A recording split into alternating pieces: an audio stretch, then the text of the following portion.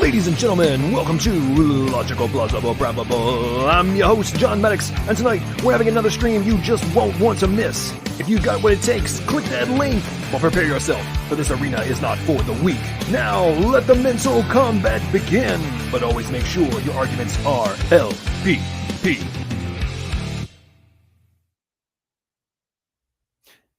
What is going on, everybody? Welcome to a very, very impromptu stream here that, I just had to do because I was chuckling to myself so much while working on my taxes that, I had such a high level of conviction in relation to some things that I will get into here momentarily that I decided I just needed to do an impromptu stream and just put forth reality to everybody and explain to you why or why not accusations that have been levied towards me are true, false, indifferent, or just a bunch of jealous jackassery by certain individuals who will remain nameless, but people know who they are.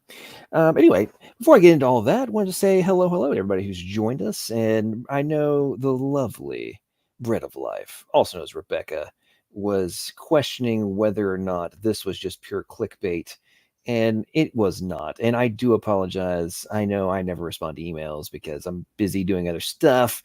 And then I forget about things. My sleep schedule's been completely jacked. And, I just, hop on, do after shows and such, and haven't been focused as much as I would like. But working on all that, of course. Big shout outs to Andrew Coffin, what's up, brother? How you doing? Bellamy the Cat, that's a new one. I haven't seen that before. Pair to Bears here. Redefined Living. Sam is in the house. What's up, man? How you doing? Honesty Angel is here. We've got Hurricane Havoc. So, Hurricane, I see you're having some surgery in a couple days. Let us know, like, what kind of surgery you having, man. See, you doing okay? Like, major concern? Is it just like a baseline kind of like normal surgery, or is it something major? Let us know so we can all be praying for you. And just so you know, as somebody who has survived brain surgery, pectus excavatum surgery, it's cardio thoracic surgery there, and let's see, 11 surgeries on my right knee. I can tell you that surgery is a little bit intimidating at the very beginning, but once you get used to it, no big deal. And it's all about just being calm and recognizing that you have an amazing body that can recover from so many different things. And the era in which we live of modern medicine is truly phenomenal, especially when it comes to surgeries. Some of the other stuff, I don't know. I got my suspicions about some of the other things in terms of modern medicine, but when it comes to surgery, that is one of the few things that they are good for. Okay, Hurricane says it's a bone graft. It's not a biggie. Well, either way, it's still, it's still surgery, still cutting you up. So hopefully that will go well and you'll be calm and everything will just go smoothly.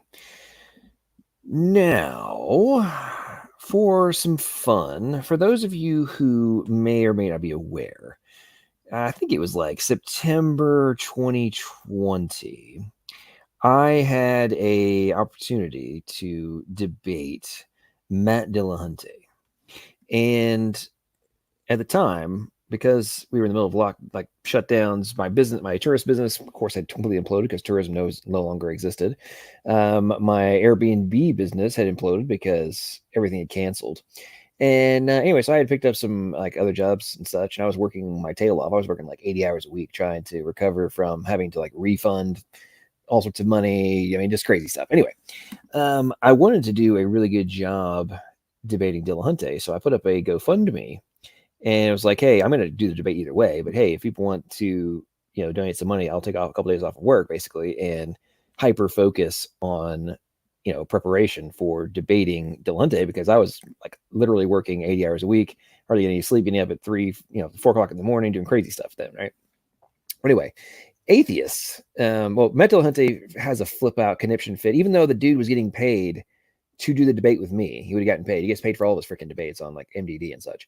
He decided to turn it into a whole, twisting of the panties and getting very upset about the fact that I was going to make money off of his name, even though when I was talking about I was literally taking off work and not making money.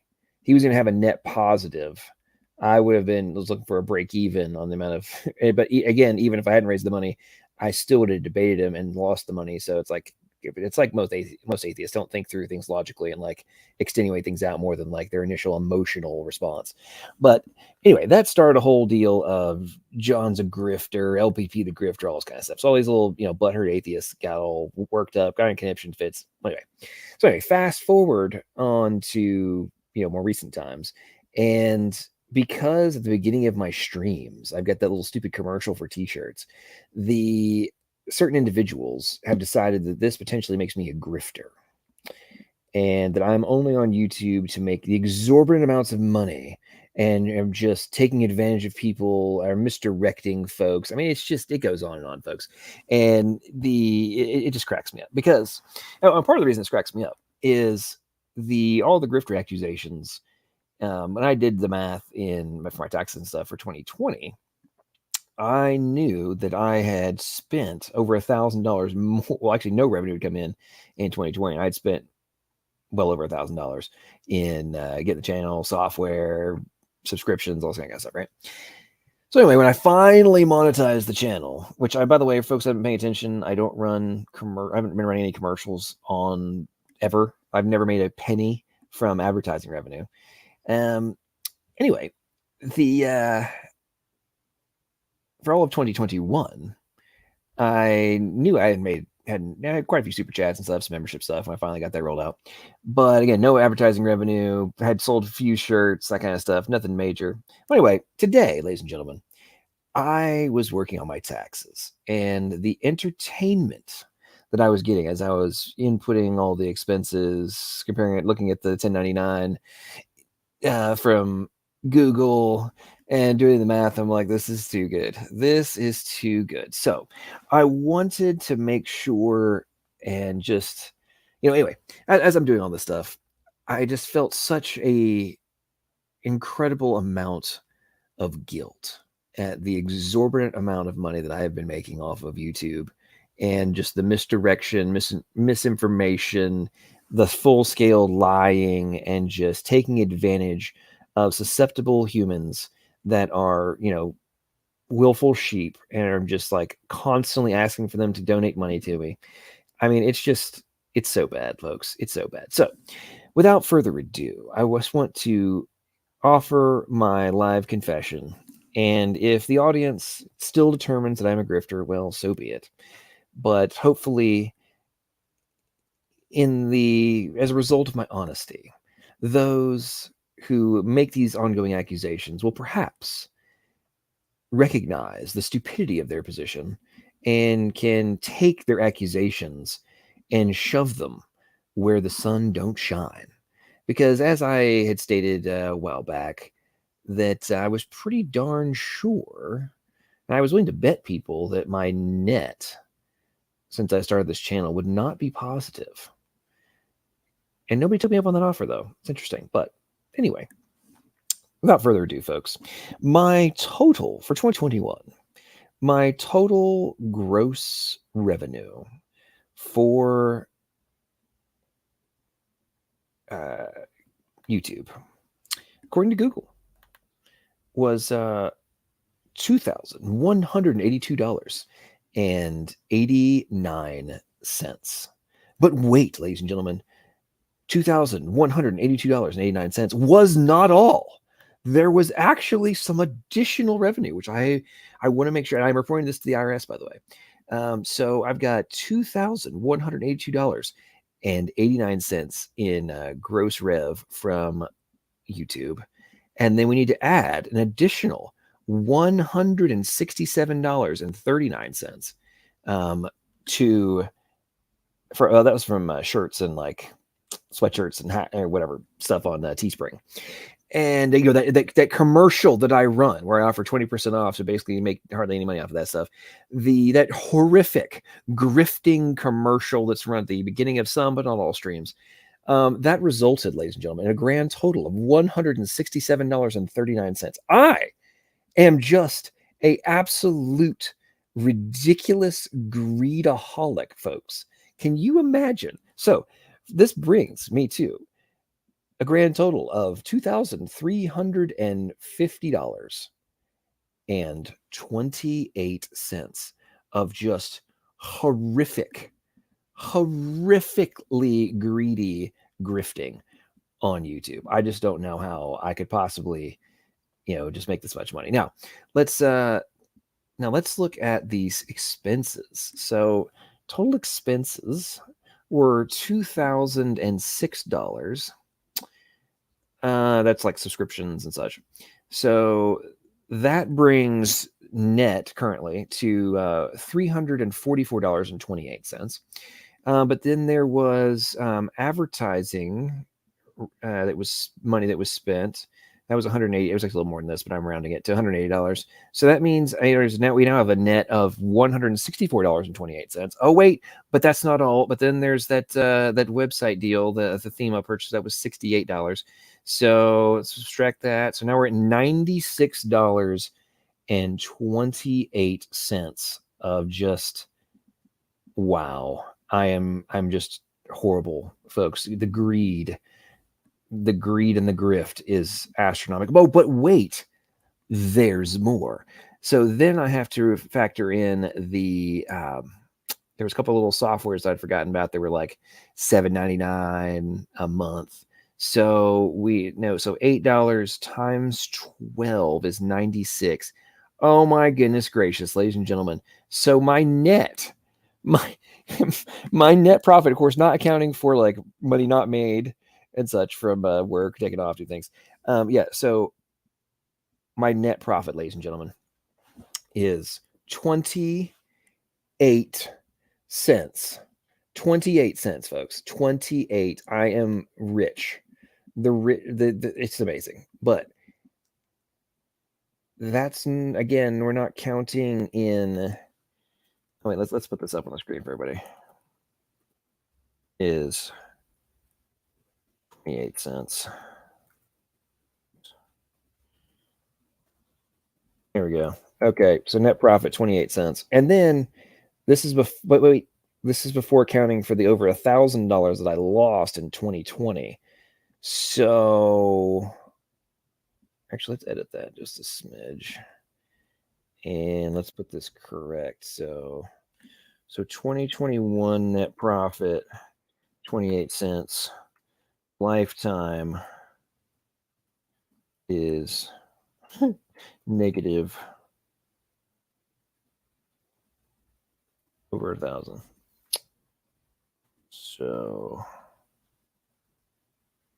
there it is, folks. There you have it.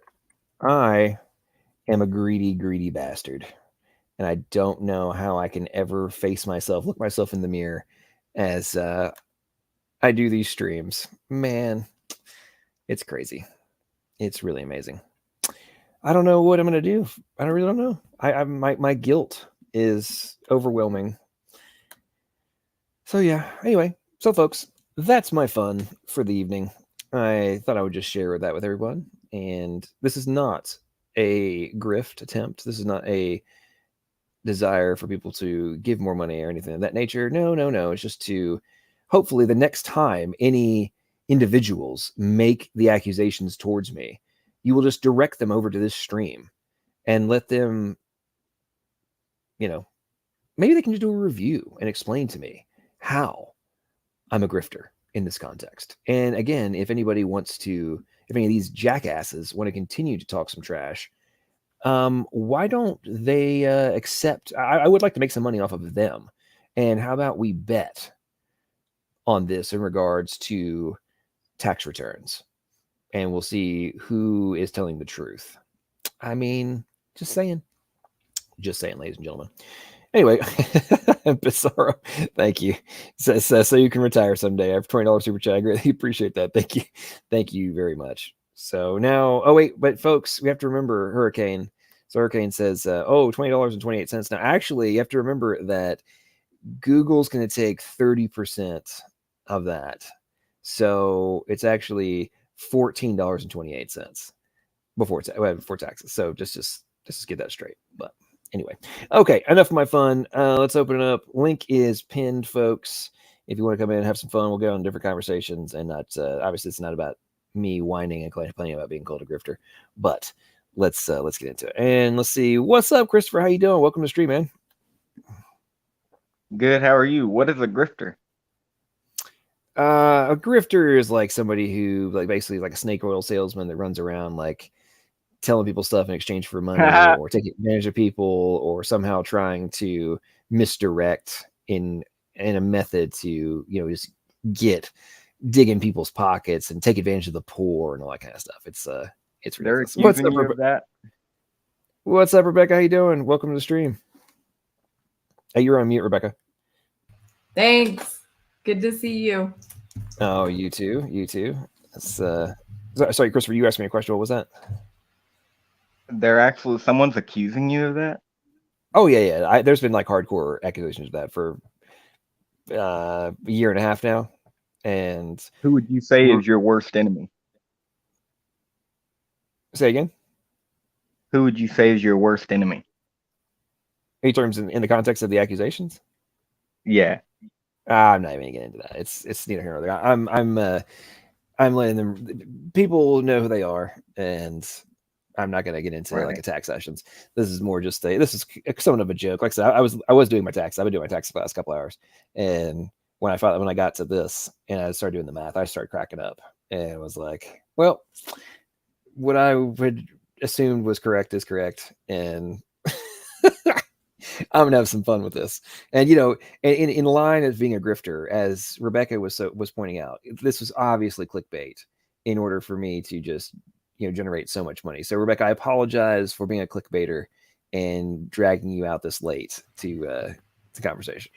No, it's okay. I wanted to come and see what was going on. I already didn't think you were a grifter, so yeah, I kind of assumed it was either clickbait or some kind of joke.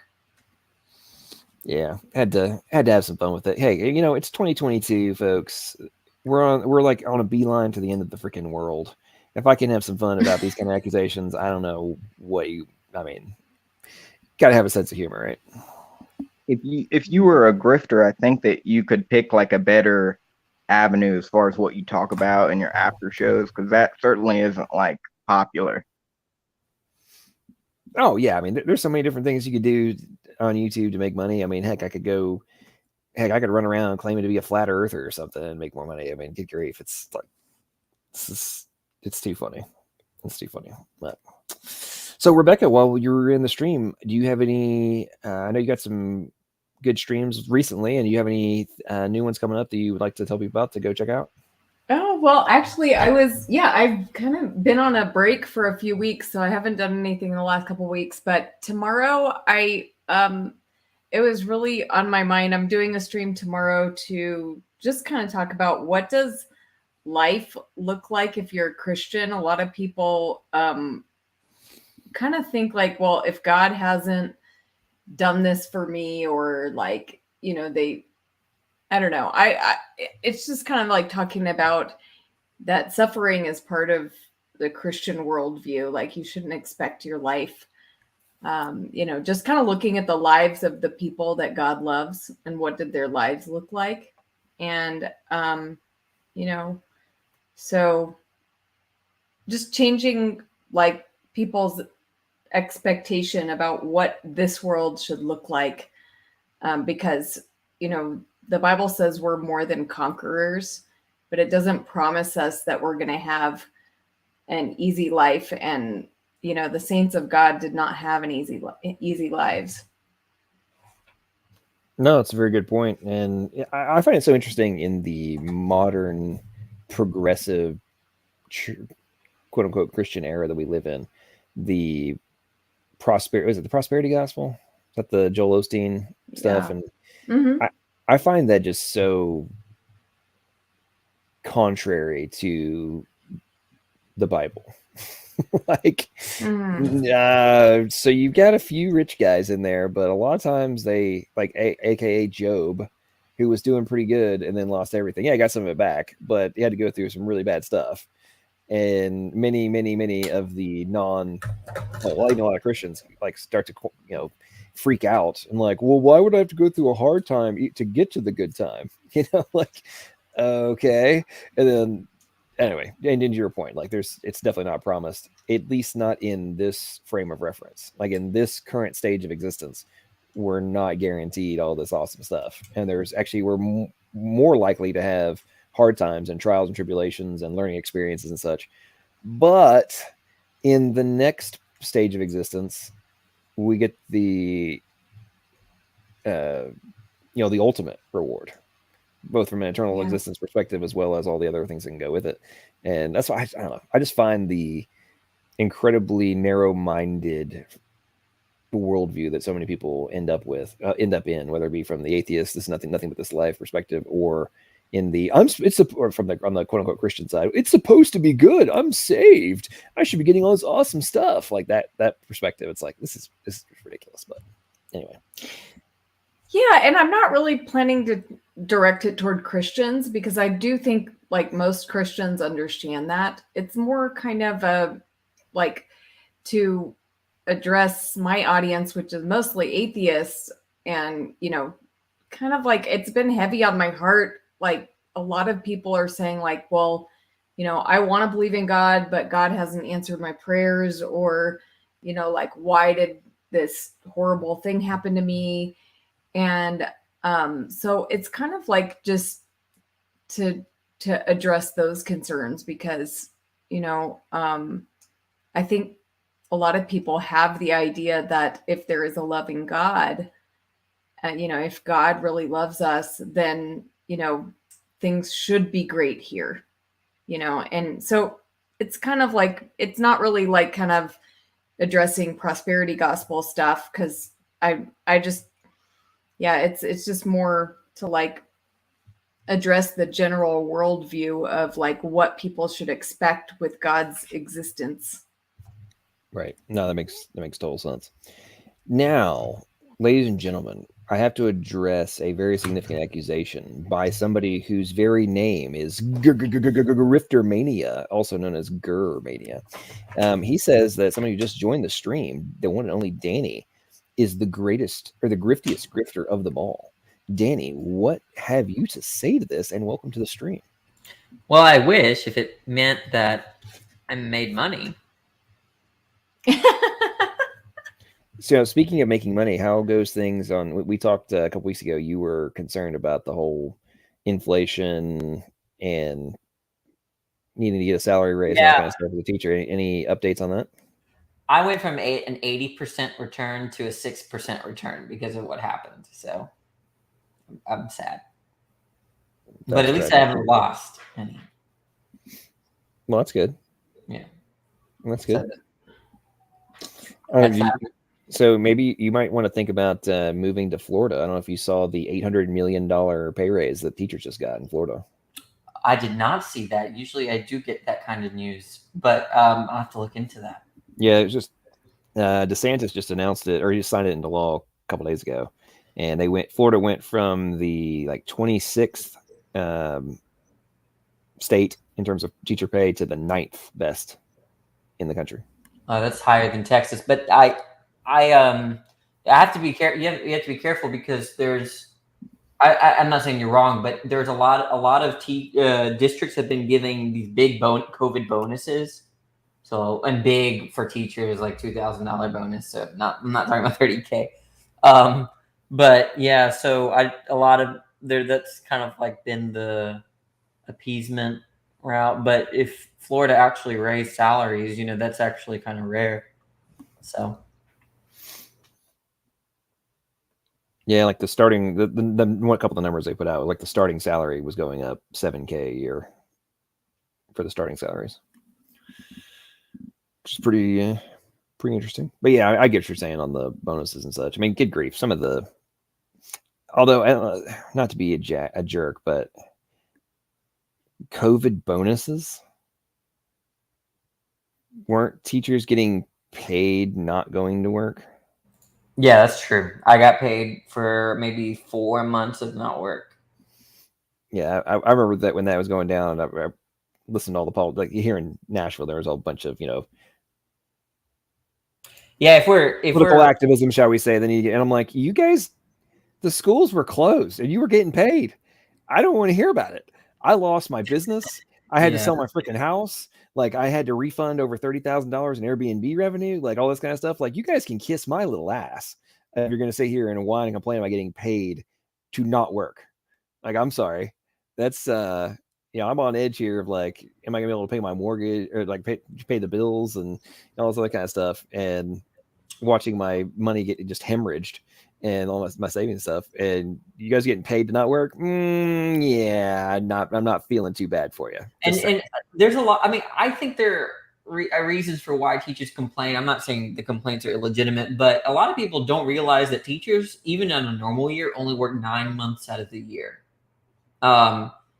including weekends. So, like, of course, but that's 3 months of just not working. So if you add, like, if they worked year round and then maybe had 2 weeks vacation, then it comes to above national averages. So. Oh yeah, that's part of the reason I go on diatribes about it to an extent. I'm like, to your point, it's like, okay, so if you take a 3-month vacation, I could see why you're whining about your net.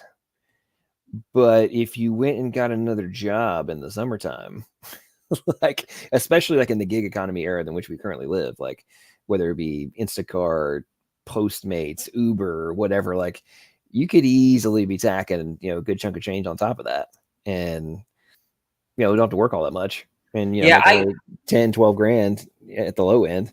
And presto, you're now sitting pretty, Yeah, I'm not really concerned about what I really deserve, but or I don't deserve in terms of salary. But I think that one thing, my only complaint is that a lot of districts, I mean, it seems like it would be cool if they provided work opportunities during the summer through the district.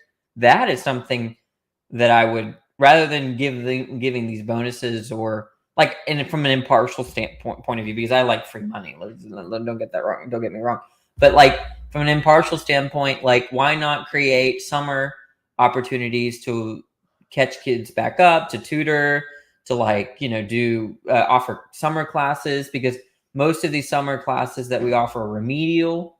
So put kids ahead, get them to graduate early, that kind of stuff, right? Like, none of that is in place, and so you're just kind of working. You're doing nothing, and yeah, for that 2.5 months, because we get off also all for Christmas and Thanksgiving. We don't get paid for that, actually. That incorporates into the 3 months that we're off, basically. So it's not that like, so I get off at the end of May and I start August 1st. But yeah, so that's kind of what makes it tricky. It's actually 2 months, and there's not a lot you can do for those 2 months. So I kind of like the idea of year-round school, actually, and stuff like that. And then maybe increasing the amount of breaks or something like that. Well, and what I would ask is, I know this doesn't apply like everywhere, but we all know that the public school system in the United States, in many, many, many areas, I would say more, a majority, not the minority, of public schools, the education is not going well. Like the kids are not learning much. I mean, I'm not learning anything. I'm saying, when you look at the testing, like right before, let's see, this is end of 2019. I was actually working on, before all the COVID madness hits. I had found out that the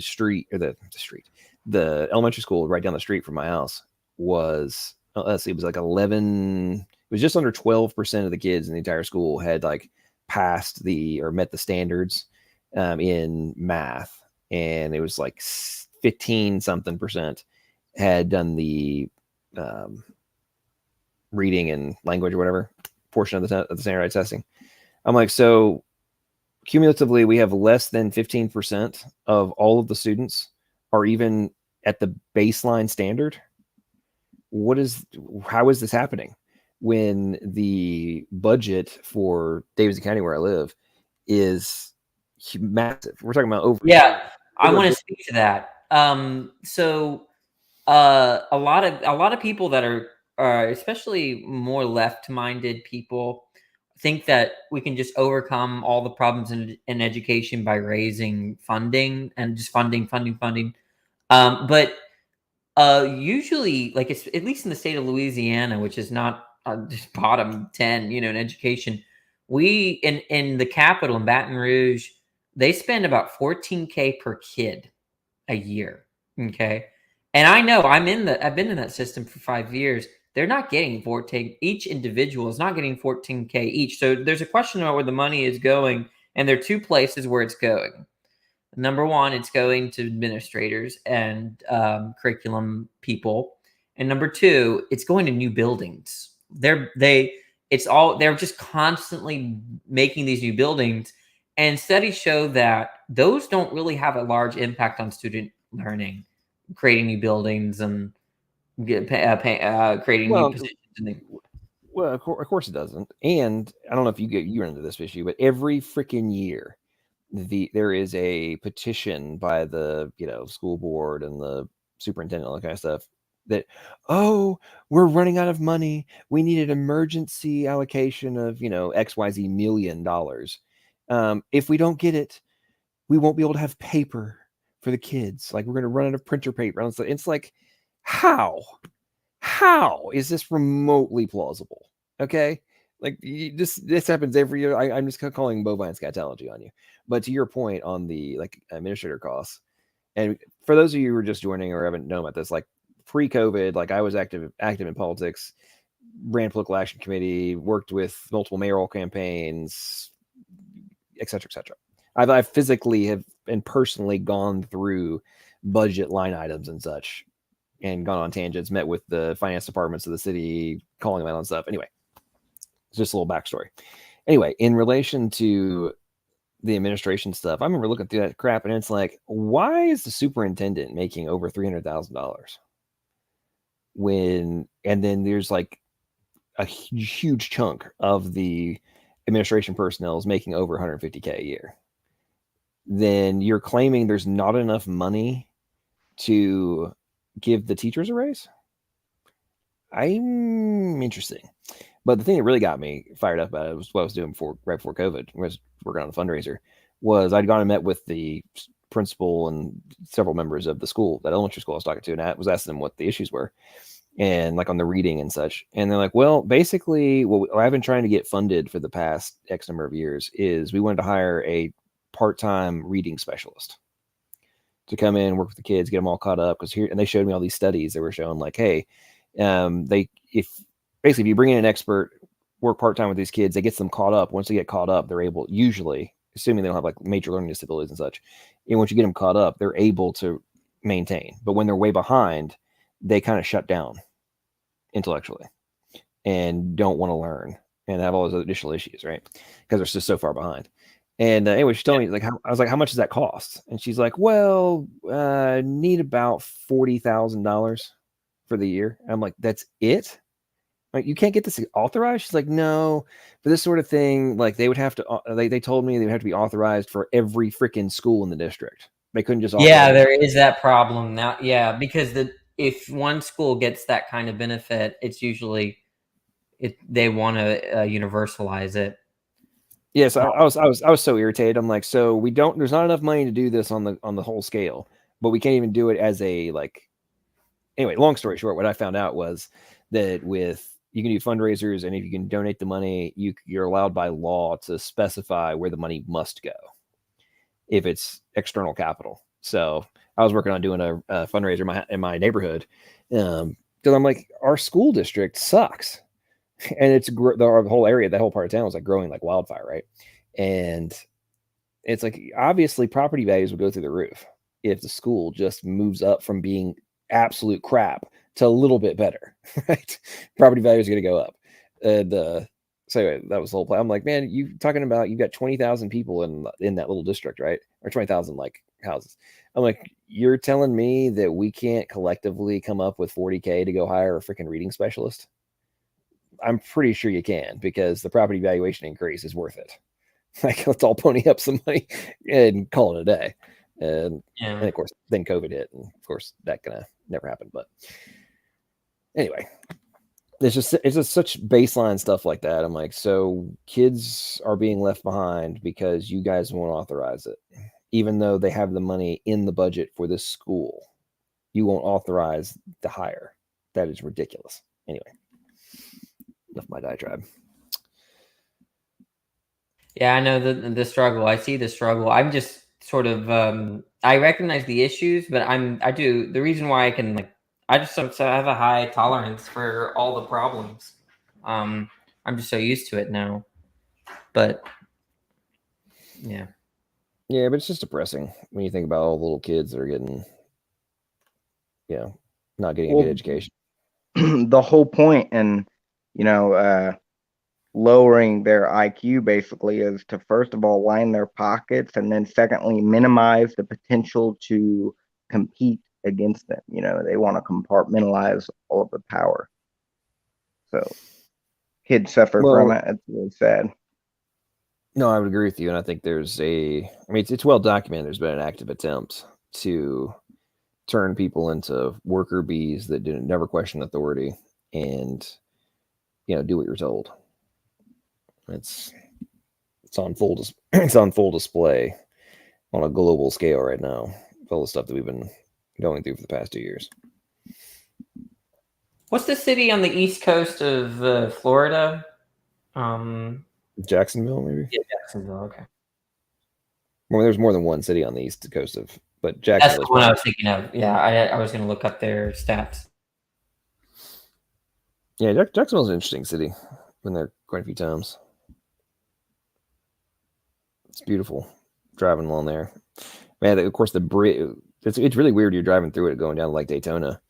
This bridge you go over is interesting. It's long as that because you're going over partially over the Atlantic. But I'll never forget last time I was going through there was I forget what was going on, but there was like crazy wrecks on the other side, like the opposite side. And I mean, it's like just as the traffic would start to ease up a little bit, there would be another wreck. You go a little further, another wreck. Like, man, this is a straight road, not really curvy. How are you people running into each other at this level? Wasn't a storm, beautiful day. All right, what is Germania saying? I found out what toes are for. Finding furniture in the dark. Mark Lowry. So, Christopher, is your debate ever going to happen? Yeah, it should be tomorrow at what is it, 7 or 8, as far as I know. Still going down. It has been rescheduled because I was checking earlier and I didn't see it. I keep seeing the time change on it, and then it disappeared. Let me see. Oh, there it is. Okay, so tomorrow, folks, over on SFT, transitional fossils debate between Christopher and Jackson Rowe. That should be a good one. I may have to do a after show for that one if I've got time. I mean, after all, folks, I must be a very aggressive grifter. So if I don't do after shows, how can I possibly expect to become, super rich? Yeah, after shows on transitional fossils, like everybody's listening to that. So that's the avenue you took to make money. You're a genius. I know, right?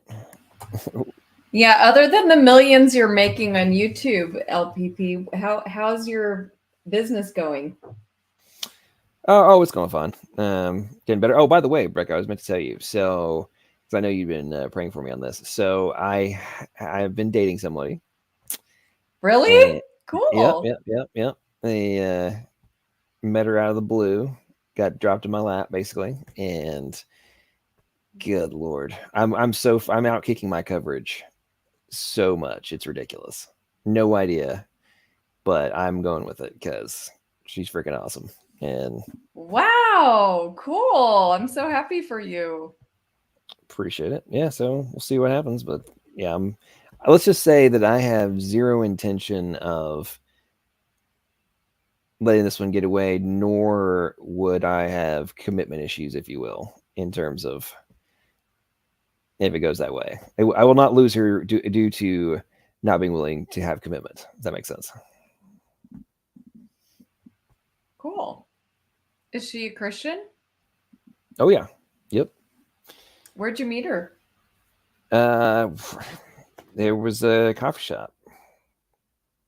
What does she think about intelligent design? Sorry? What does she think about intelligent design and evolution and all of this stuff? We haven't gotten into like crazy detail about that, but I know she believes in creator. So, yeah.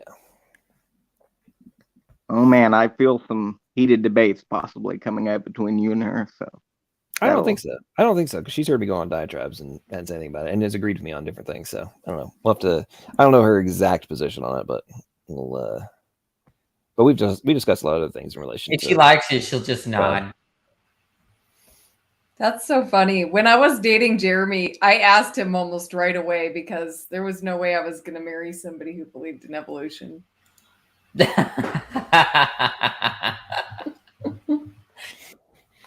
yeah. Bing Bing, do you believe in evolution? What is evolution? Okay, never mind. Okay. She doesn't. I don't know how to say evolution in Chinese. Let me see. I think I know. Oh, do you believe in it? Yeah, I think so. Oh, you do? Okay. Well, Rebecca wouldn't marry you. I already married you. Oh, okay. Well, yeah. So anyway, yeah, it's going well so far, and she's freaking awesome. and I feel like I've had a well, let's say an opportunity dropped in my lap that I would be a complete and utter idiot to let get away and not pursue. So that's where things stand right now. Go LPP. Yeah, see what happens. That's all I got to say. We shall see. Don't tell her you're a grifter. Keep that under wraps. Well, actually, I texted her and said that I would be. I might. Let's see what I said. I was a bit of. Let's see. I said she knew I was doing my taxes. I was complaining about it earlier, and then I said I'm about to have some fun with the assholes who accused me of being a grifter on YouTube. Especially since I actually spent more money than I made, and in 2020 I was negative over 1,000. So she might be watching. I hope not. So okay, you said she's awesome.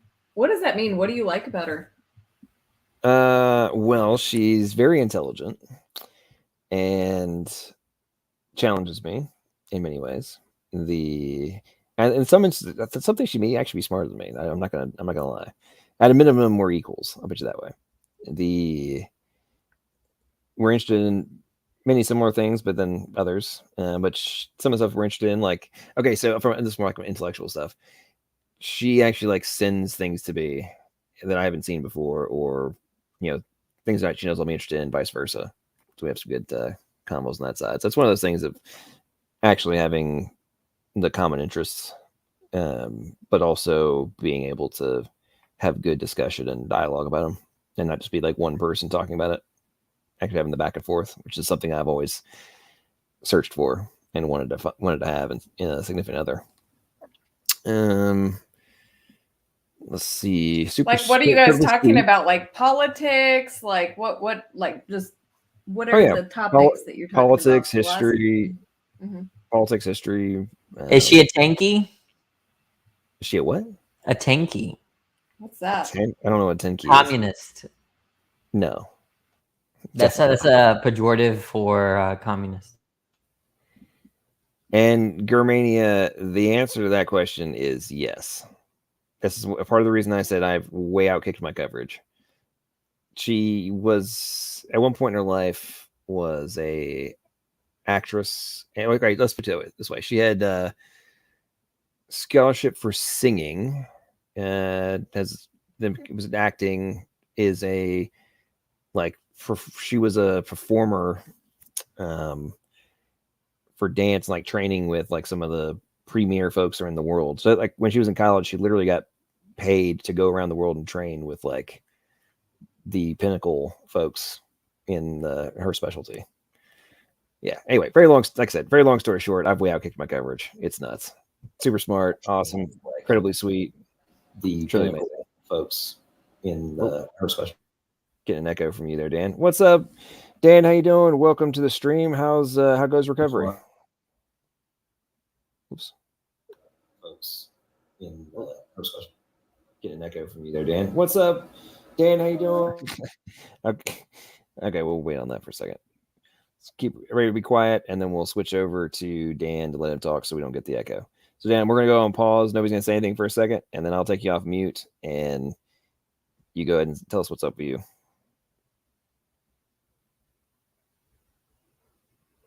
And we're gonna go on pause. Nobody's gonna.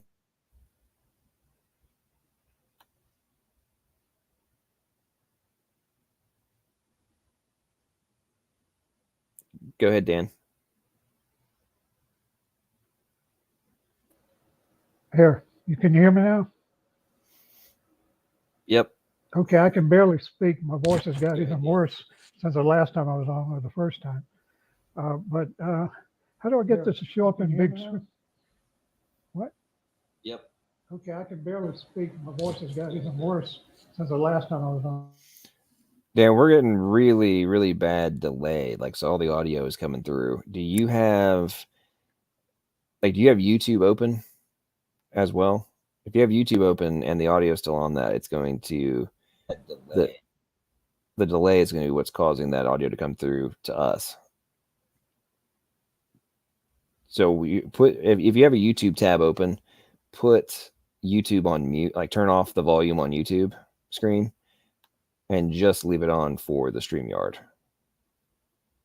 back end.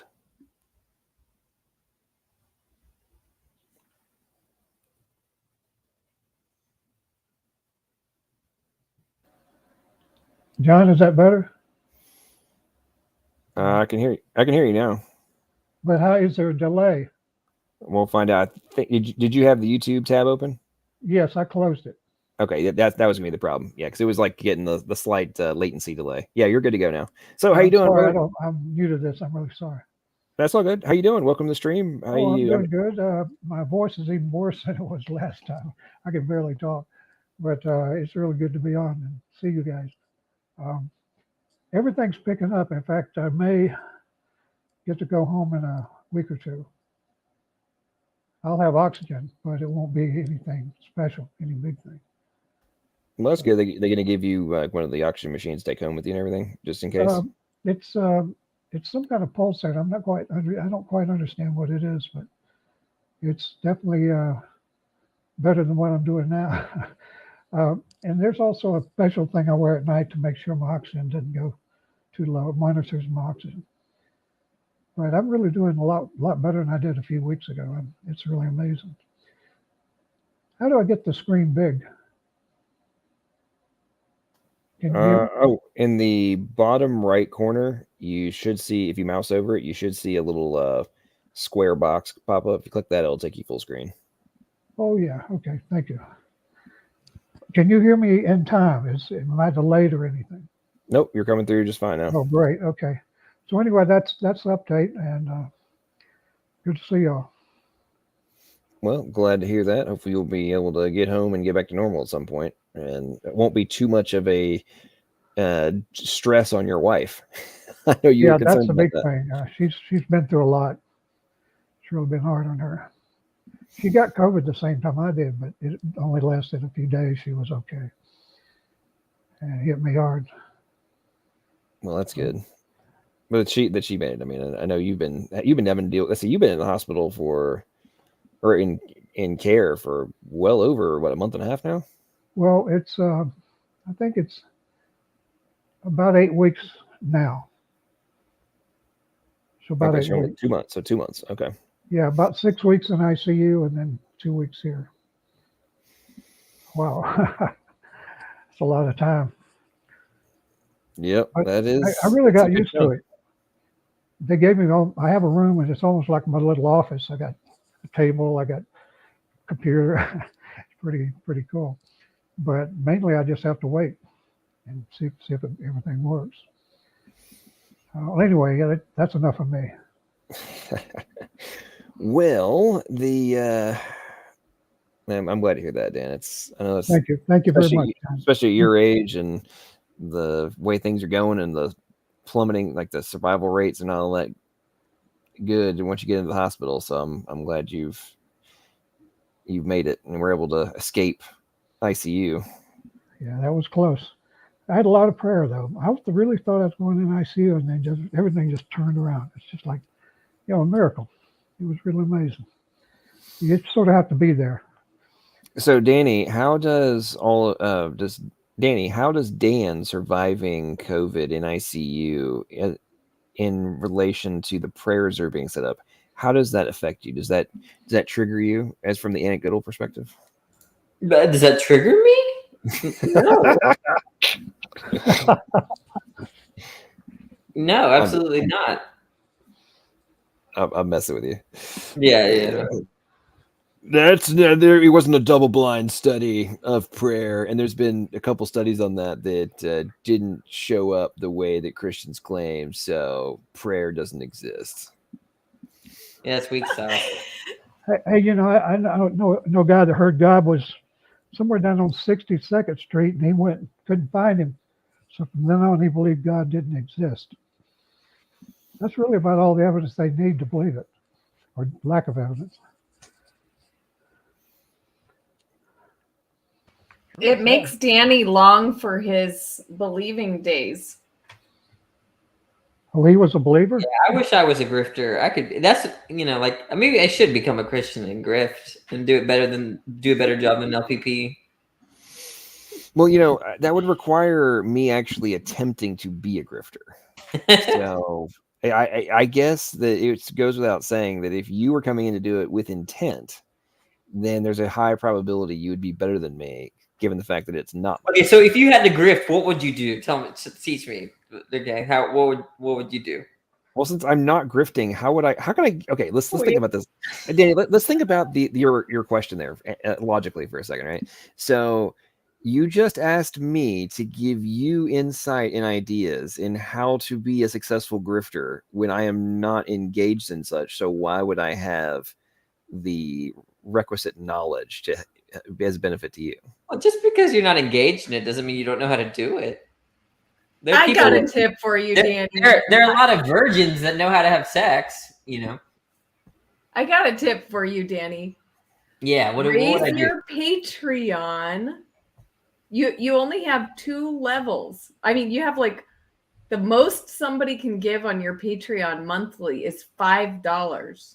You're undervaluing yourself. Right.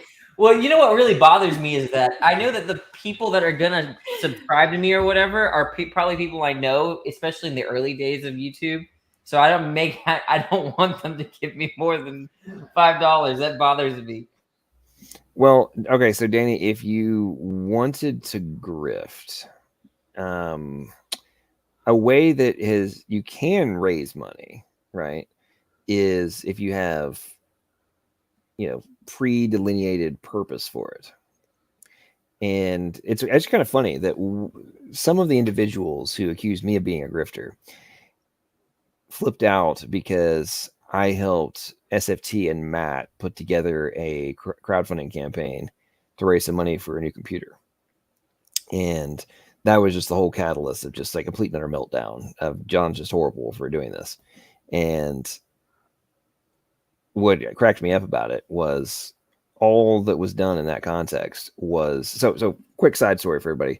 So in one of my previous lives, I was heavily involved in the startup community, and even at one point had a radio show for startups who were trying to raise capital, and they would come on and pitch their they'd set up like a Kickstarter Indiegogo campaign to raise capital, and then they would come on the show and like pitch the radio audience their idea and ask people to go and like pre-buy their products and support them with capital and such. Well, anyway, so as a result of all that and like the macro vision I had for that whole idea, which I won't get into now, but I spent quite a bit of time learning the principles of crowdfunding, what was working, what didn't work. We actually another group actually reached out to me, and we actually created a like online educational course for people that were trying to do crowdfunding campaigns and such. And I wrote a good chunk of it, like the logic that was used for it. Anyway, fast forward to recently, and I applied those principles that I'd learned 7-8 years ago to that Kickstarter campaign or the GoFundMe campaign we did, and raised like $4,000 in 2 hours, right? But all we did was put in the exact principles of what I know works and has been documented to work. And it's one of the reasons that so many fundraisers fail all the time, because they don't follow very basic principles. And with the primary of which, like the most important of which, is to clearly delineate the purpose of the capital, and then give people like additional reasons to put up money, not just for like, oh, we're reaching the baseline, but it's like, hey, here's the minimum you need, and then hey, I need, if we can get this, hit this benchmark, we can buy X. If we get this benchmark, we can buy this upgrade, right? Hey, here's the minimum. If we get to this point, we're awesome. Thank you. If we get here or here, it's like a win-win, major win proposition. Thank you guys so much, kind of thing, right? And did that, was very successful. And then, ironically, that one was massive grifting. But then a couple weeks ago, when I decided to do a fundraiser for that homeless lady, followed the exact same logic, right? Here's where the money's going to go. Here's what it's for. I'd like to get this amount to a place for her to stay, this amount for her to get some basics, clothes, food, etc. And we raised the money in an hour and a half of the goal that was being shot for, right? Wow, cool. And but nobody's accused me of being a grifter for that one. Which is funny. It's like, so there's two different reasons. Like, so one, you're grifting, you apply the exact same logic for another context, and nobody says a word, or it's like, oh, that's great, I'll support it.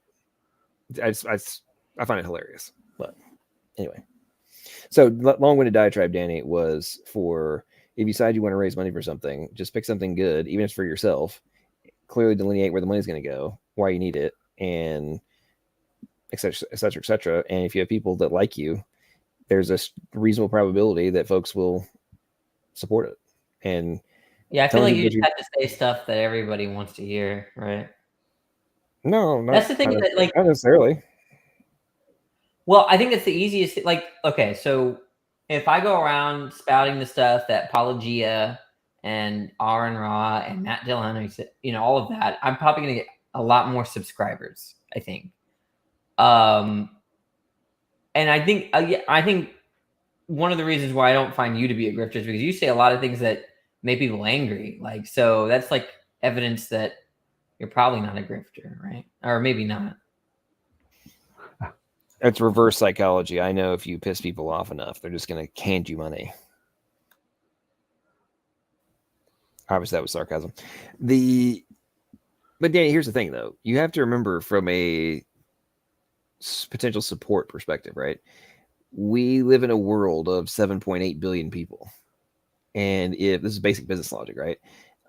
It's all about the niche targeting in the modern era. And yeah, it's congratulations if you want to be a freaking unicorn business model, right? And oh, everybody's going to buy from me from a business standpoint, right? But the reality is the vast majority of brands have a extremely small percentage of the total population, right? So it's all about identification of your target demographic and then creating a value proposition for them, right? So in relation to making money, quote unquote, let's say you wanted to get to some macro view, you wanted to get to the point where you were making $75,000 a year off of being full-time on YouTube, right? So what does that equate to if you have, say, a $9.99 a month price point average for your customers, right? So that means you make 75K. You need at $9.99, that's the exact math. You would need 7,507 people to support you over the course of the year at the $10 a month price point. That's not that astronomical from a big picture perspective. When you factor in there's 7.8 billion people on the planet, and you aren't limited to geographic proximity, right? That person could be, that 7,500 people could be anywhere in the world. So anyway.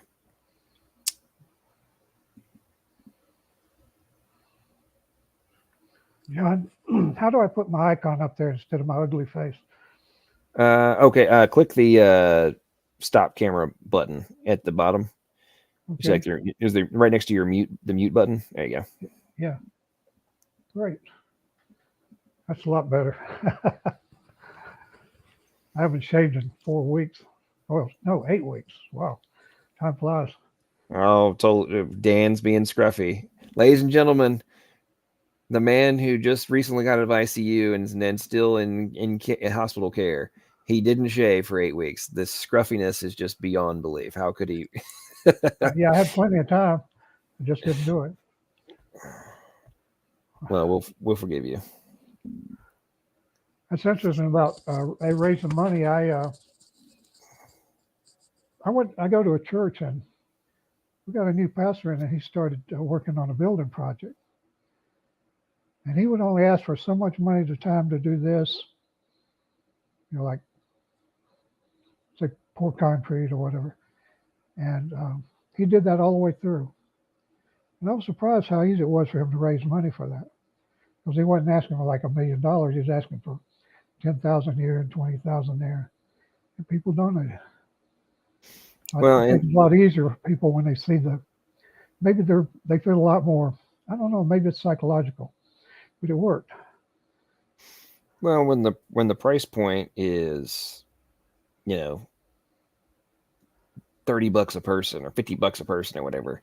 That's let's just be honest. In the United States, for a gigantic percentage of Americans, that's not that much money.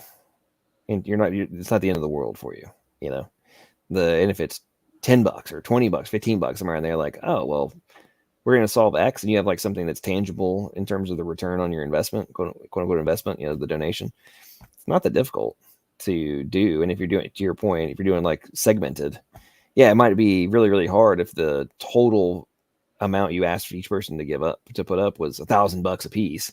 You know, if you do all at one time, that's a way bigger chunk than if it was, you know, $50 20 times over a 2.5 year period, you know, or however long it takes. It's a much more reasonable expectation.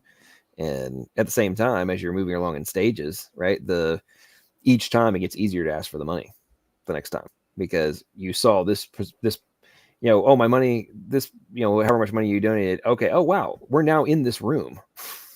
it's now exists. It's real, you know, that sort of thing. It's a beautiful building. It's kids gymnasium for the church. It really went really good. And I was really surprised at how well it went, how smooth it went, because, you know, people hadn't had a lot of money for a while. A lot of bad things have happened over the last few years, but it worked. I have a question. You were a programmer. What did you get started in? So I was not trained as a programmer. So I owned a software development company, but I got involved in the business side, and I saw an opportunity, and then I self-taught on a lot of stuff. But I actually ended up, you know, I did the vast majority of the biz dev, and then a lot of the architecture stuff where we got into it. My partner did a lot of the coding in the early days, and then I learned a lot more of it myself. But then we started hiring like full-time developers and stuff to do it. So I know PHP, some JavaScript, you know, the basic HTML, CSS, all that kind of stuff. And younger days in high school, I learned C++, and other things. I got a little bit of Python, but it was never a major deal. Although I have, in my business before we sold it, I mean, I had over 300 clients. We built over 300 different software, you know, web applications, mobile apps, all that kind of stuff with my company. But so I'm very knowledgeable on the intricacies of how it all works and things that have to be done, accomplished, architecture, but on the database side too, and all that. But from a professional perspective, I was now being a professional dev, if that makes sense. Makes sense. I got started early on back in, well, I'll give you an idea. The first software I worked on, other than assembly language, was Turbo Basic on what's the name of that computer? Microsoft. It had 64K around. What is that one? Then they came, it was an XT. Then they came out with the AT. So I was right there in the beginning. I think right before that was like an Atari or something. I don't know. It wasn't much. Yeah, the 8-bit Atari. But I did some schoolwork. And, I was given an AT to work on, a whole mega RAM, really, really fast computer, and to work on a software program for a paper for a thesis, and it worked good. In those days, you had a tiny little program, but you keep all the stuff out of it, like printing, little stuff like that, and it gives you enough room to do some pretty good application. And now I look at it now, it's just a whole new world. Oh yeah, that whole arena has changed so much just in the past 10 years. It always kind of cracks me up how the accelerated rate of technology development has been mind-blowing. But a lot of folks that I talk to now that have learned how to do stuff in the last like 5-6 years, so many of them just seem oblivious to the dramatic changes in what's available to you, how streamlined things are. I mean, I remember when like in the pre-GitHub age, like when APIs existed but weren't nearly as like compartmentalized, and there weren't libraries of APIs to access. Like, oh yeah, this software might have an API you can get access to, but it's not like it might not have one. You know, it was crazy, all the things you had to write from scratch and such. And during my professional expertise or timeline in that arena, just it's been so fun for me to watch that, and kind of I began to realize that it's part of the reason I decided not to get back into owning a company of that type anymore. Was now it's more of a knowledge of what's available, what can be customized, and how can you modify existing things to solve problems for a lot of businesses. Now, obviously, if you're wanting to get into a startup with a new idea, you might build something from scratch. But even most startups are still working with APIs to have some of their core functionality. And it's now like, oh, can I come up with a new use case and the way that some pre-existing concept can solve a problem, versus there's just much less truly innovative ideas that are happening now. But I worked in that area most of my career. I was a consultant, and a lot of my work was software applications, local applications. And it worked out pretty good. But I got a chance to program anywhere from applications from production management, process control, all the way up to accounting. And even I spent 3.5 years working for a healthcare company, just doing software. But things, about the time I retired, the software, the stuff you could purchase was getting a lot better. And they didn't have to piece things together. But a lot of my work was piecing things together, where they'd taken spreadsheets and just about every other kind of software, scattered it all over the plants, and then they couldn't integrate it. So I'd have to go in and write one big application, just pull it all together, throw away all the other things, and have them on a nice server. A lot of that going on back in 20 years ago, 2015. But I've been retired since 2005. Oh, wow. Sort out of the loop now. Well, a lot of things have changed, but the core principles still exist. Oh, and yeah. That's why, as you and I know, the number of people who don't, even folks who are quote unquote software developers now, don't understand things become so quote unquote advanced, right? And so streamlined and automated and such, that a huge percentage of them don't understand the basics of what's actually happening under the hood. And then they claim that folks like you or I, who understand the basics of like communication theory, principles, code theory, all that kind of stuff, if you understand that, you quickly realize, like, wait a minute, what are you guys talking about? You're up on higher level language arguments and don't even understand how there's layers below assembly language. That's what we're actually talking about. What's happening? How does the assembly language work from the machine code level? You guys are up here arguing about how, oh, well, that doesn't apply to PHP or C++ or whatever. It's like, yeah. So that's the higher level language, buddy. We're talking about the machine code level over here. John, when I was right out of college, I worked for a very small software company, and they were working in compiled BASIC. And that was a very primitive language. That was before it got the nice GUI. And so it was, like almost, it was almost hard to believe how simple it was. But it was a pretty big software package. And when I was hired, the first thing the president asked me if I could do was to make some good looking menus, because our software looked pretty bad. Well, just about that time, Peter Norton had come out with some ads, not ads, but papers or some articles in computer magazines on how to make nice little scrolling menus and things like that with assembly language. And that started my career right there. That was the best thing since sliced bread for that company. And I got it right out of the computer magazines. Peter Norton, first time I ever heard of him.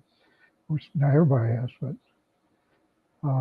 but you could do anything. You could do, Oh, he just kept putting stuff in to where you can make sliding screens. And so one day they approached me and asked me if I would make a sales video. Now this is before those automatic ones came in where you could sort of pick and choose and do all kind of gadgets and things. So I had to write it from scratch. And I wrote it in Compile Basic with assembly language for sliding parts. And our sales took off after that. So that helped me a lot there. But so that's how I got started, really, was just got lucky with Peter Norton's assembly language application. Do you remember that? Do you remember any of that? No, you were way too young. No. Yeah, that's before my. I know what you're talking about, but that was before my time in terms of when I was actually involved with it. I remember my dad was like a computer networker, network operator and stuff. I remember when I was little, DOS, or messing around with DOS and some baseline, command line stuff. But that was like the early port for me. Yeah, they had a basic, interpreted basic before the compile basic came out. That was used a lot, interpreted basic, but you couldn't compile it, so it was just, had to be, well, but the compile basic was really a powerful program compared to what we had, obviously. Right. But it just didn't have an interface at all. And it wasn't until the Visual Basic came out that and Access, Microsoft Access, that we really started getting the good visual screens, good menus, the good look, very modular, so you didn't have to do a lot of extra work. And that really sort of set things on fire, program-wise, and actually opened up a lot of jobs because a lot of people wanted to convert their spreadsheets and all that junk to Access or Visual Basic. I got jobs with the Weather Channel, a lot of places like that, just to do small applications like that, or what I considered small. That's interesting. It's really amazing how much things have advanced. And what cracks me up, and this more from the business side, and I'm sure for you from the code writing side, this what I'm about to say always crack me up, is when I'd have a client call me and be like, "Oh, we just want to change XYZ." That's pretty easy, right? They would have some like entirely new function they wanted inserted into a overall process flow. Mm-hmm.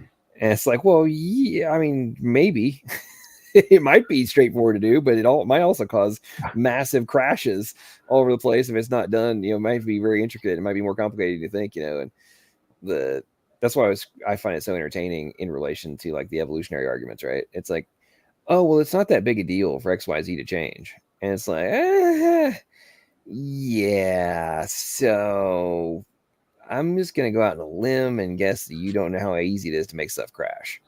And it's like, well, most diseases are caused by 1 or 2 point mutations in the genetic code. Like, we know this. But then you're going to be like, oh, it's not that big a deal to go from the one. Well, this one's like 94% similar.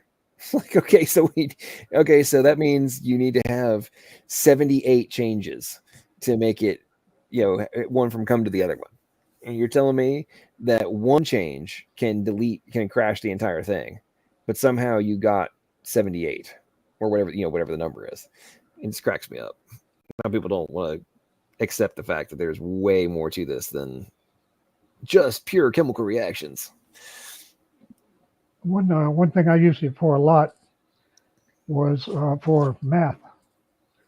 The applications I would write were very mathematically oriented to do a lot of calculation for the company in their production runs and trying to make less inventory, reduce their inventory, keep from crashing the line, the production line, which happened a lot, by the way. So the fact that I got an engineering degree helped a lot too. I was able to go into these companies and big companies and go into the production areas. But that also brought me into accounting because they had a lot of applications too. I'll be right back, John. I got my nurse in here. Hello. No problem. I'm going to take some vital signs. I didn't know you were Okay. Well, Christopher or Rebecca, are you still with us? Yep, I am. And, I loved your little speech there about how, people really take it for granted about, what mutate, like, yeah, one mutation can mess up everything, but you think there's all these coordinated mutations that somehow didn't cause any problems. And like the idea that they could actually work together to produce these amazing systems is just, I really don't understand how people think that's reasonable, but I don't know, so many people think so. Why do you think people believe that, John? Well, I mean, I think one huge component of it is they're not aware of the intricacies that are required, right? It's put forth to them in general education that it's already accounted for. It's not that big a deal. It's just minor stuff, very, very slow, minor changes over time, all the usual talking points. And it's not being explained to them in the same context of like, no, we're talking about the modification to a software platform or a software application. And you're claiming that a function that doesn't exist somehow randomly creates itself. Like anybody who works in web apps or websites or software is be like, huh? What? What are you talking about? Like, it doesn't make any sense. And I don't know, but most people don't know that. And then then you have the people like I interact with all the time who sit and, tell me that I don't know what I'm talking about in relation to it, whether or not it's a code or not, and it's like, well, there's all sorts of papers on the application of code theory to the genetic code. How can you apply code theory to something that's not code? Right. But if it is, then the same logic and the same principles and the same necessities apply, but they don't want to talk about that. And it's glossed over in general education, even in the college level, right? That a lot of folks are so brainwashed, but even let's say they go on to grad school and PhD and get a PhD and stuff. They've been brainwashed for 20 years by that point. And then we wonder why they have such a hard time doing it. Like they've been being told this is 100% true for 20 years straight in their formative years. And then now professionally, especially like the evolutionary biologists like Dr. Danny Boy and others, their professional standing is dependent upon them continuing to perpetuate the talking points. And then when you look at the ridiculously aggressive pushback against people who are very successful and, tenure, people like Dennis Noble and James Shapiro and James Tour and all that kind of stuff, like people who have massive amounts of credentials, vastly superior credentials to the 99% of the trash talkers, right? If they're getting viciously attacked, then obviously the younger folks who don't have their tenure protection, all that kind of stuff, are, even if they might have questions, they're not challenging it publicly because they're afraid their entire professional career will be obliterated. And that's why I laugh so hard at the atheists who, want to rely on consensus, scientific consensus. Like, it's well known in the scientific community that you don't question authority and standard paradigms, because if you do, you might, in the modern era, you might lose your professional career and you may be blackballed forever. And I don't know, enough of my tangent there, but that's one of the things that I take on it. And like I said, for the average layperson who hasn't gone down the rabbit hole, why would we think, if the quote unquote experts are afraid to challenge the status quo, that the average layperson is even going to think they need to challenge the status quo? Well, yeah, it's a big shell game with a lot of money and a lot of politics that says, when we get pinned on the mathematics and stuff and we can't figure out how a single cell could even evolve into any of the insects or plants, well, then we'll just say that the evidence is actually over here in this other area. And so nobody has the evidence, but everybody has the evidence at the same time. It's crazy. Yeah, it's really frustrating for me personally because I feel so passionate about this topic, but I can't really express it, which is why I love John so much. And I wish I could just like take John around with me. And then he does his best work when somebody like starts challenging this code thing, or just saying something ridiculous about evolution, because he just like goes into attack mode, and it's just like bum, bum, bum, bum, bum, bum, bum, bum, bum, and like it just evolution destroyed in 5 minutes. And but I can't express it like that, but that's why I like this channel so much, and I like John, because you really do a great job expressing concisely and very forcefully the problems with evolution. Well, I appreciate that. Oh, sidebar, before I forget about it, folks, this Friday at 4 p.m. Eastern Central Time, I will be having Perry Marshall on for our second interview, and we will be discussing his recent paper there. He puts forth a model in terms of shifting the standard paradigm from chemicals to code to cognition, doing a direct reverse of cognition, code, chemicals, and that being the necessary pathway for it. Of course, the implications of that are if you have to have cognition prior and choice prior to the code being determined, but prior to the chemicals are going to be used for the code being selected, you have a significant problem in relation to undirected, non-intelligent agency somehow accounting for the origin of life. So we should have an interesting conversation. Cool. And I know that is definitely going to trigger some atheists. There's no ifs, ands, buts about it. And Mike and Speed of Sound of Gravity, also known as Answers in Atheism, they're going to be massively triggered. And I'm just going to go out on a limb and guess and predict that stream will be the subject of a review. No doubt about it. Definitely be triggering some atheists. Sounds fun. Yeah, it should be a good time. Because we are, what you do here, like with your after shows and stuff, is great. It's called destructive invention. So you we're breaking down what existed, like TV, Ellen DeGeneres, and people used to watch that, but that's all has advertising and stuff. This is raw, and it's, but it's great. You could just turn on YouTube and you got like 2 hours of crazy people going on about how, other crazy people think they came from a rock. More people that wake up to this kind of stuff, the more that what we see like on TV is going to change. It's probably just all going to switch to Netflix and chill eventually. Yeah, it's very sad how there's been such a deprecation of investigation by the average person, right, into just your very existence. So before I forget about this, so I'm currently reading, what's the title of the book I'm reading? It's The Crack in Creation, I believe is the title of the book. Let me see, pull it up, make sure that's correct. Yeah, A Crack in Creation by Jennifer Doudna.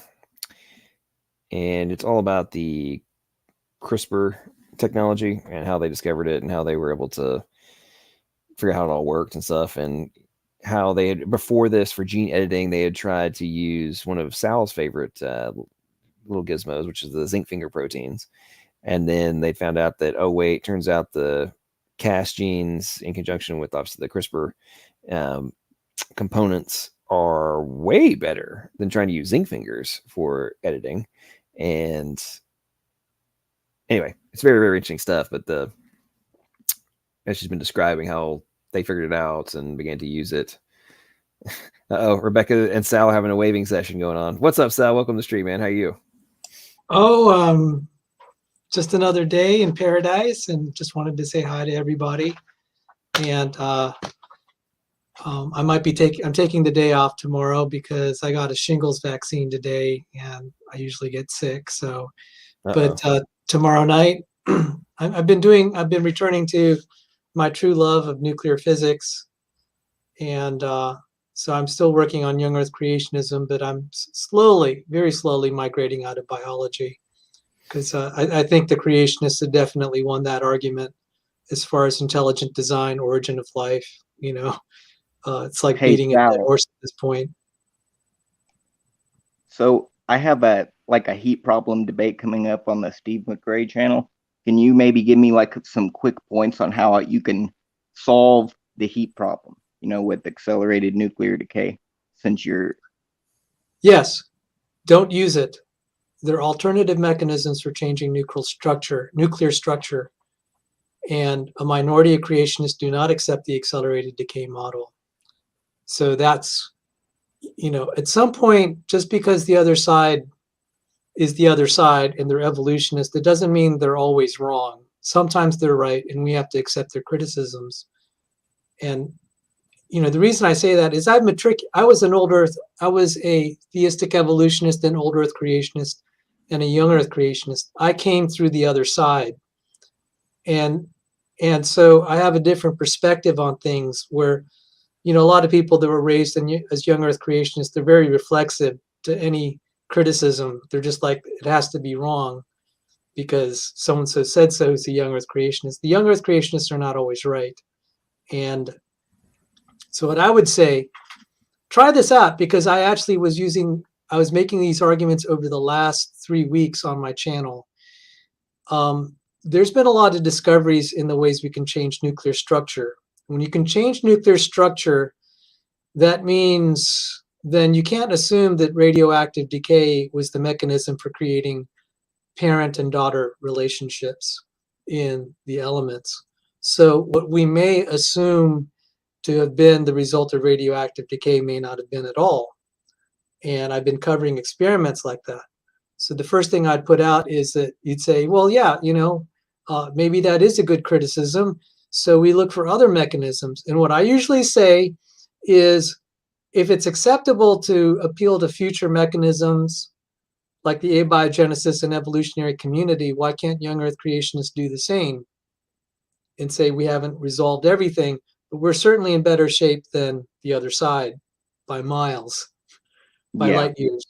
When the abiogenesis community starts appealing to multiple universes, it's like, okay, they're in serious trouble. And the same statistics can apply to eukaryotic evolution and many other levels of evolution, including major protein families. So it's not like the young Earth creationists should be written off the map. So what I would say is, I don't know if you knew this, but lightnings can change nuclear structure. We've only discovered this. We had a hint of it in the mid-1980s. We were measuring neutrons in lightning strikes. It was published in the prestigious scientific journal Nature. In 2017, we confirmed that it was not fission or fusion. It's what they call a photonuclear process. Electricity can change nuclear structure. And I became a young Earth creationist more and more. I was an old Earth creationist. I was a theistic evolutionist, old Earth creationist for like decades. And then a young Earth creationist. It was when I was in graduate school and I was trying to save my grade in solid state physics. I said, okay, I'm going to look at all the secular literature that indicates we can change nuclear structure with electricity, chemical means, and at low energy. And my jaw dropped at all the experiments that were actually out there. And it's gotten even better now.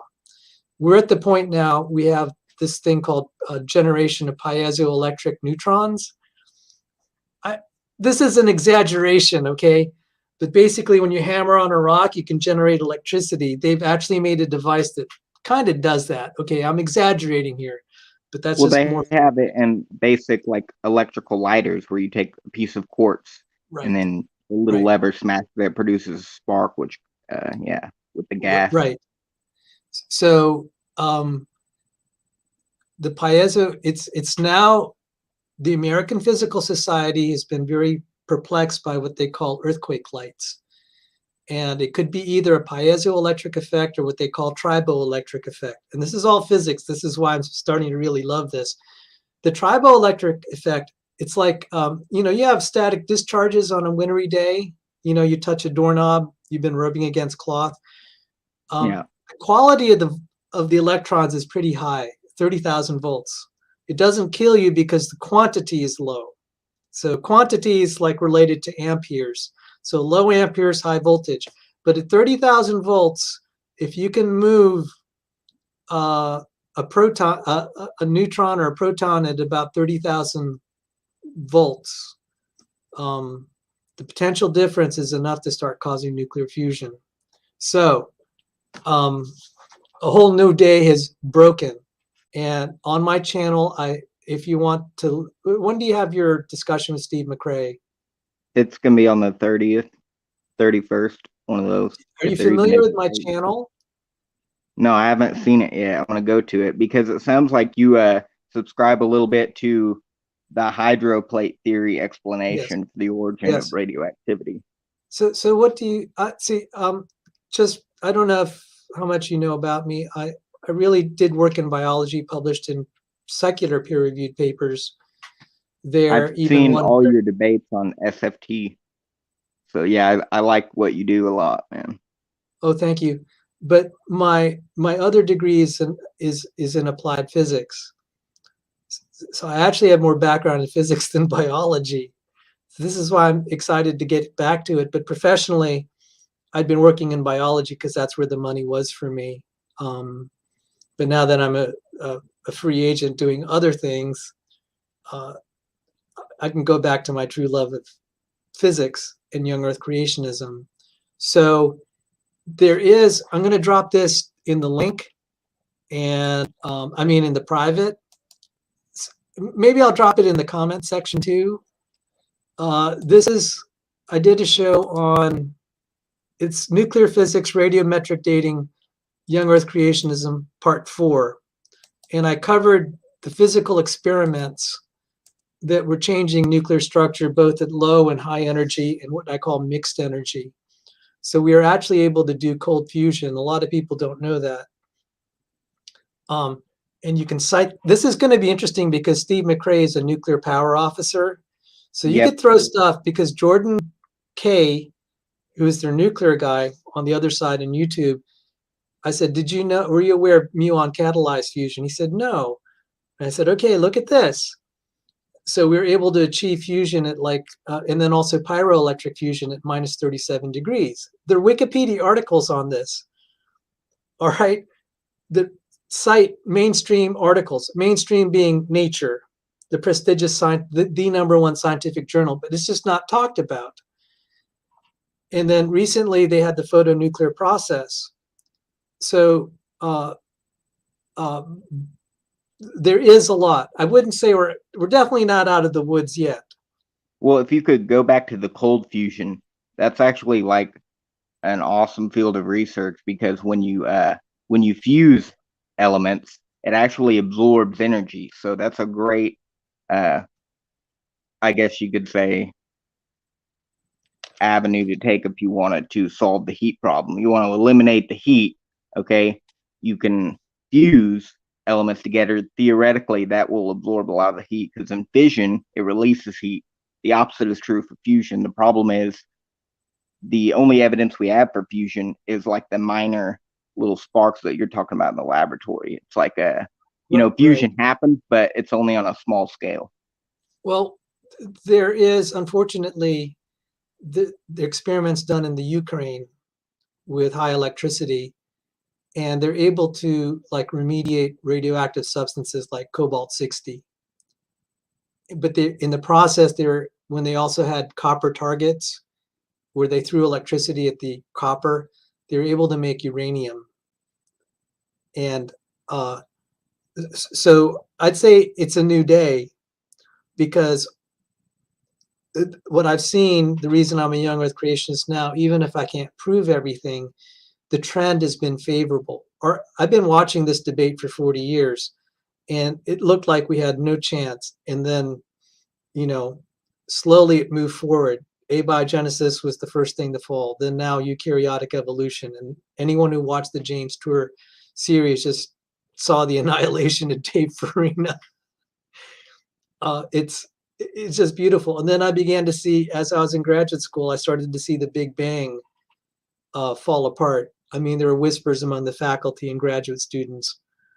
So, the Big Bang was very dominant. and they began to invoke to solve some of the problems variable speed of light. So, you know, I'm just like, okay, if you can invoke variable speed of light, you solve the you're very friendly to young Earth creationism now, because that's also been the other thorn in young Earth creationism. So then the other frontier now is nuclear, is accounting for radiometric proportions that we make supposed ages. But the thing that happened at Adamenko's laboratory in the Ukraine, and I've been checking their website, it's dead. I'm really sad to say, because they are based in Kiev. And I've managed to grab some papers.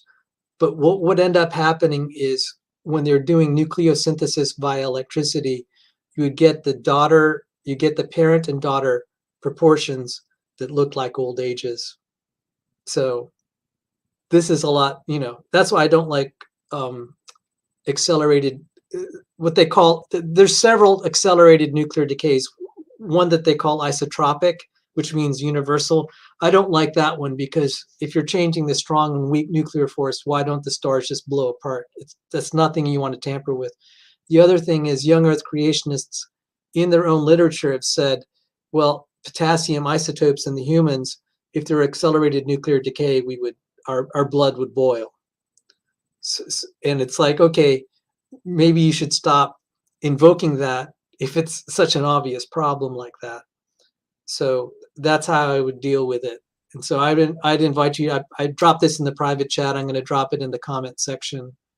Yeah, and definitely follow that link. Yeah. And you can hear, I'll cite the experiments. So there's all sorts of nuclear stuff now. It's actually important that it happens in what they call the condensed matter state, because the electrons can facilitate reducing what they call the Coulomb forces. I know this is really nerdy, but I hope Steve will actually, he'll take note, because I was on his channel. He's a super guy, and I think you'll come at him at an angle he's not expecting. So it should be a lively discussion. Yeah, I'm not sure if he won't expect it. He's probably heard it before. I mean, that's what he spends his life doing. Not so much anymore, I guess, but yeah. I don't know. Good luck to you. I would say you might be surprised at how many people on YouTube are extremely confident, and then you think they would, given the level of confidence, you would think they would have heard of X, Y, or Z, and then magically they don't. Especially when it has the potential to obliterate their worldview. Magically, they're unaware. But I mean, you're right, Sal. Like, because when I bring this up, I can already tell you what he's going to say, which is what you basically said is, you're just theorizing on something that happened in the past but never happens today. So how can you say that? But then they'll turn around and say, well, we've seen this little proton pop in and out of existence from nothing, therefore the Big Bang happened. They're making such a huge leap, and I don't understand it. But all I have to do basically is project his problem back onto him. He's trying to bring that to me and tell me that I have a problem explaining, and I'm not debating Steve. I'm debating Snake was right, but it's a lion's den in there. Anyways, Wow. Is this on Steve McRae's channel or the Non Sequitur show? I don't even think that exists anymore. Didn't he get sued or something? No, he recovered He's got it back. He's got it back. Yeah, no, there was 4 years or whatever it's been of litigation. He finally won in court.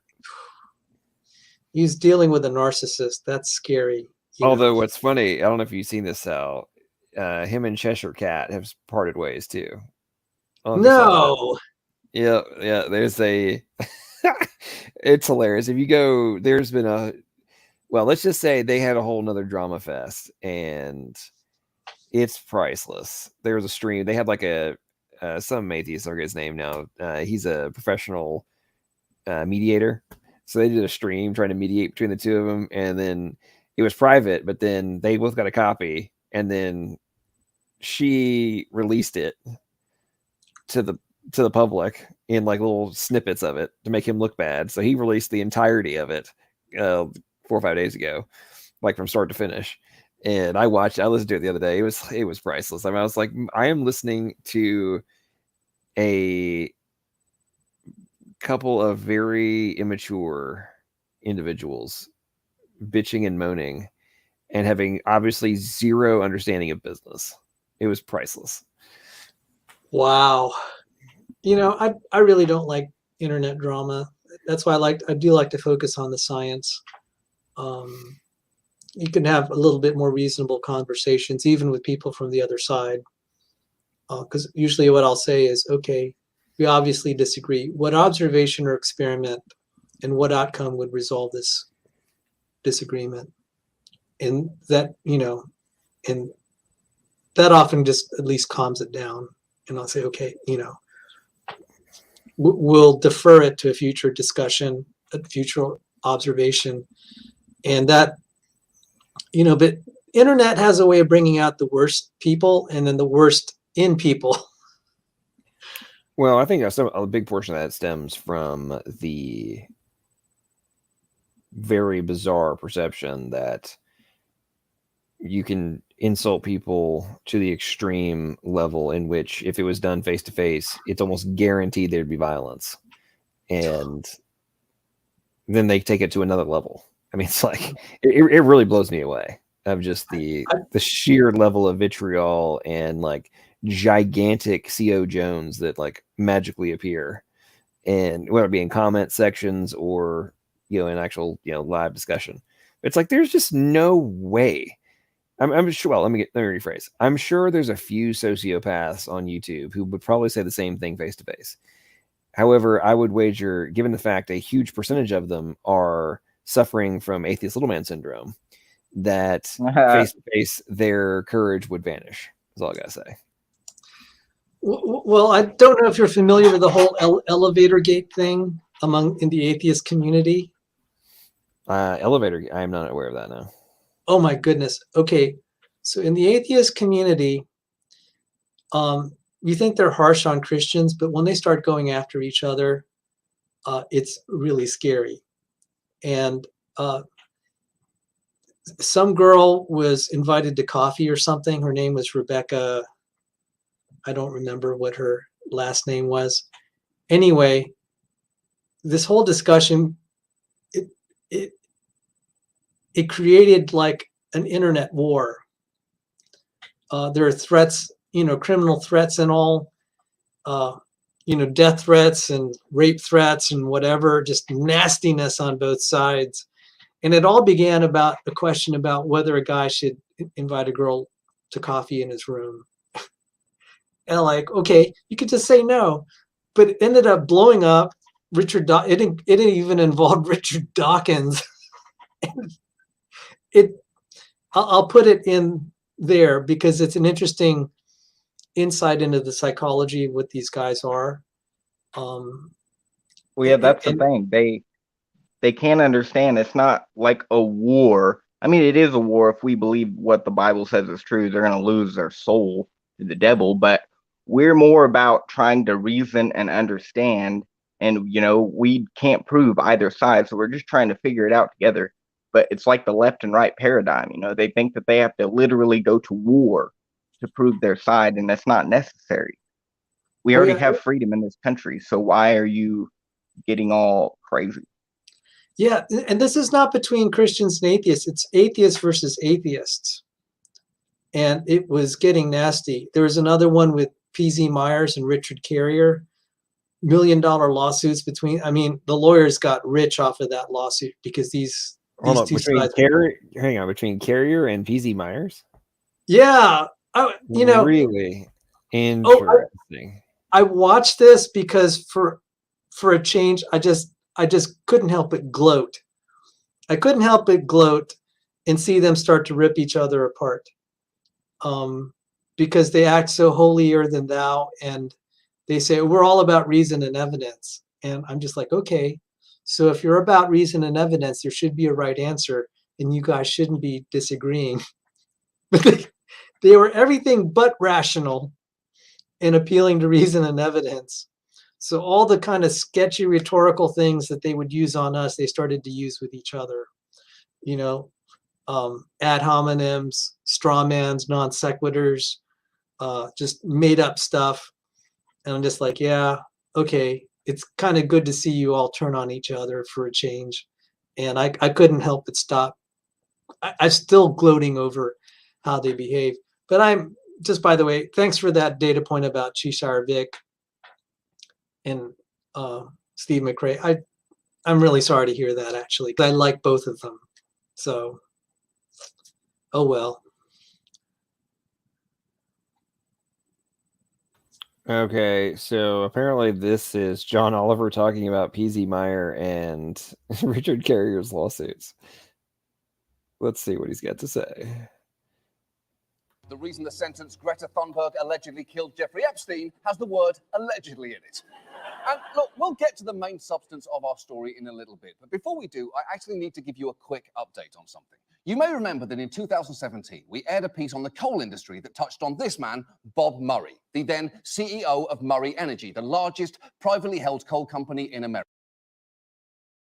All right, hang on. Let me find the appropriate timestamp. I thought this was supposed to be the right one from the website I linked from.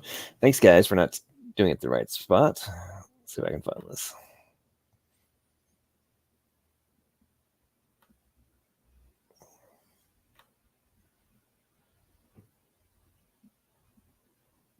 Where'd the transcript option go? Don't have it. Awesome. Oh, there it is.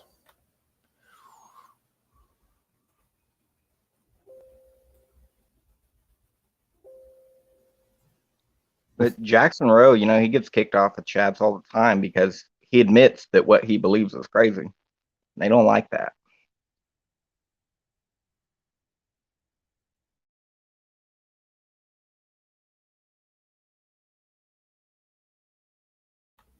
Yeah, they're never. Yeah, he got booted. Where did he get booted off of recently? Was it he kicked out of Amy's channel?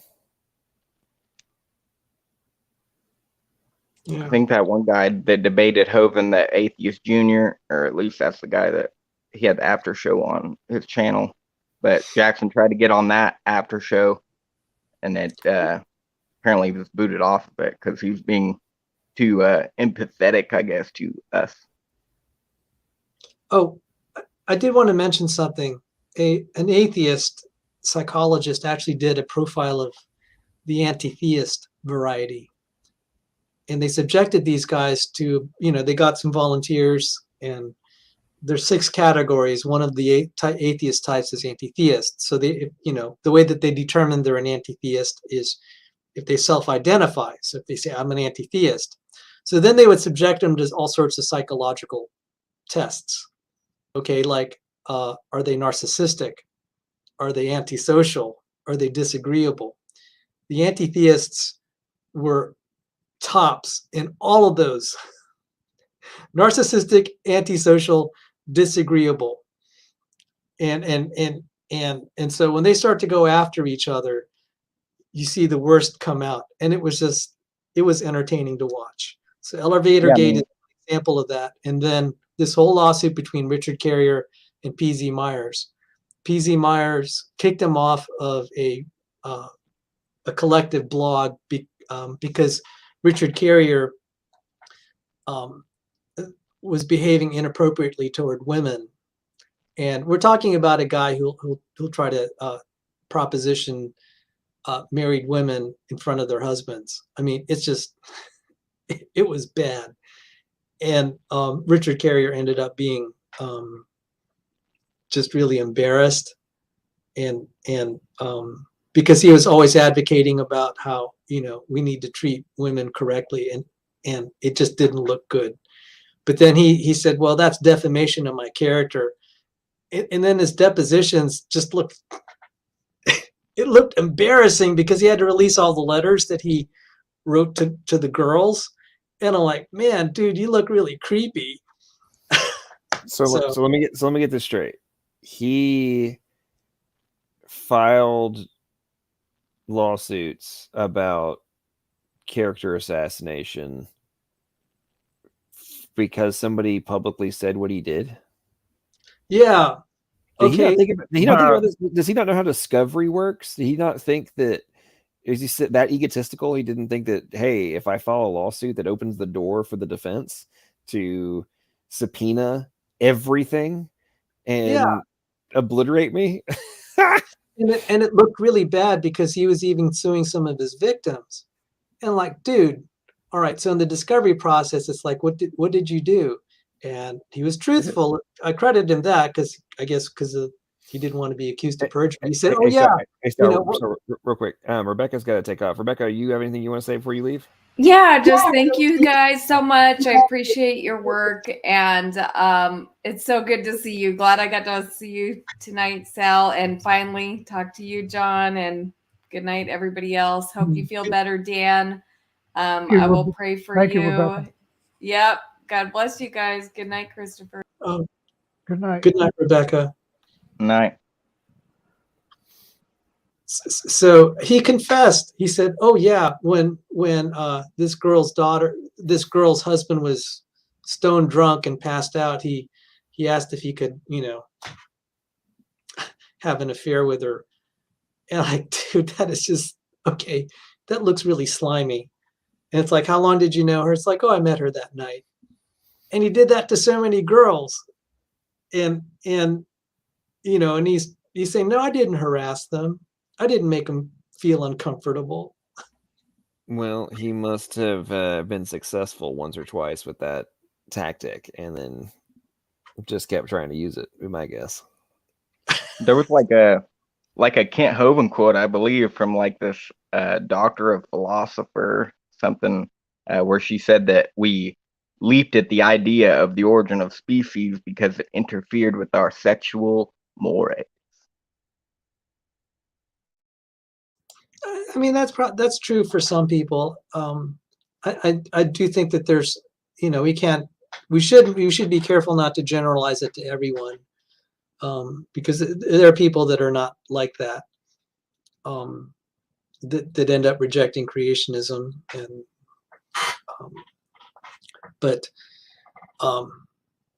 anyway, I would recommend looking at Thunderfoot's evaluation of Richard Carrier, because if you want to see an atheist take down another atheist, that was beautiful, because it was just comical. Richard Carrier is infamous for claiming Jesus is a myth, and it's just really funny how he got taken down by Thunderfoot. So these atheist wars, they get really nasty, because usually the Christians try to be a little bit, more well-behaved, but the anti-theists, sometimes it's no holds barred, and they'll really rip into each other. Well, listen, the propositioning of married women is only wrong from it is not wrong from a subjective morality perspective. So, maybe her husband is not giving her the level of satisfaction that she actually needs. Therefore, he's actually just volunteering to try and bring her emotional state up to where it should be if the husband was performing in the manner in which he needs to be. So I think that from Richard Carrier's perspective, those propositions were just his attempt at being a good Samaritan. Now, if you want to show a picture of Richard Carrier, I think, he grossed me out just looking at him, just personally. I can't imagine how there were some women turned on by him, but oh well. But there's some really very unfamily friendly things that I could say that he would actually say publicly on various blogs. He's talking about kind of the acts he was involved in front of the women. He'd go on some of these feminist channels and just talk about, his private parts and what he liked doing with it. Crazy. Well, listen, it's the new millennium, and being afraid to talk about those things, that's very 1950s. Okay, so this is post 1970s, Sal. Okay, we're now in the open. Well, at this point, I mean, to be honest, Richard Carrier talking about what he does with his junk is not that extreme in the era in which we currently live. I mean, at this point, we have people arguing over like which inner animal they're going to dress up as and get down and dirty with. So I mean, it's like this.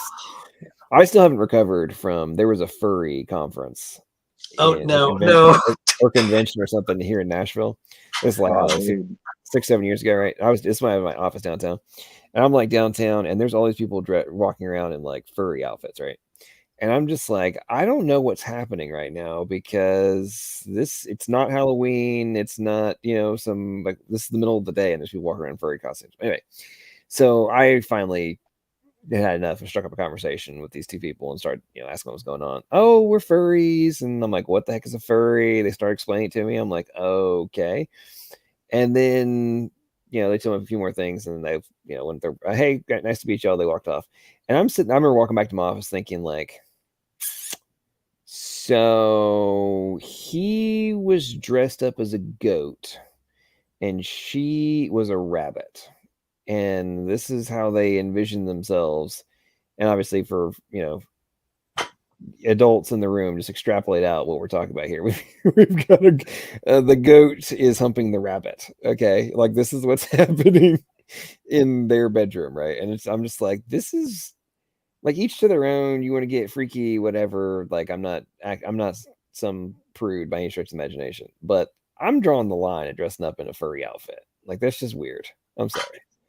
Yeah, the culture's broken down. But the point about Carrier was, there, just like you said, on the one side, almost anything goes now as far as conversation. But on the other side, the girls are really hypersensitive.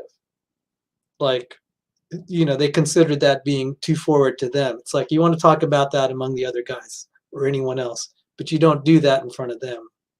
I'm like, okay, so it's like a no-win situation. But anyway, he got kicked off for just being too creepy. I mean, well, that's used to crack me up during the like the 2016 presidential campaign with the whole like thing that Trump said or whatever, and everybody's going to like full-scale meltdowns and such, and I'm like, yeah, so there's like a 99% probability that insert whoever it is talking trash or being all worked up about it. It's like in a private conversation with your buddies over the course of your life, there is a strong probability you said something equal to, if not worse than, what you're now having a meltdown over Trump saying, right? And I can also speak from experience of hearing women say way, way worse things than what Trump said.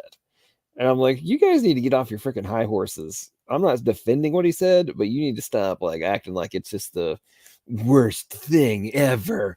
When you hear that kind of stuff, that kind of language and jokes and stuff like that in general conversation all over the place. What they don't understand is like all the politic guys are like Trump. They like cars, they like women, they like to eat steak. And then you have the other half, which they're not thinking about, the pot-bellied pedophiles caught up in human trafficking. That's what they should be worried about. Yep. That is very true. I mean, we got the Teddy Kennedy. He doesn't like just grab people or say he might do it. He lets them drown in his car while he's drunk. I mean, there's all that kind of stuff. You got anyway. We'll stay off that rabbit hole, but okay. I dropped the link to Dickgate, and you may want to pay if you can play a few minutes of it. It's hilarious. Right.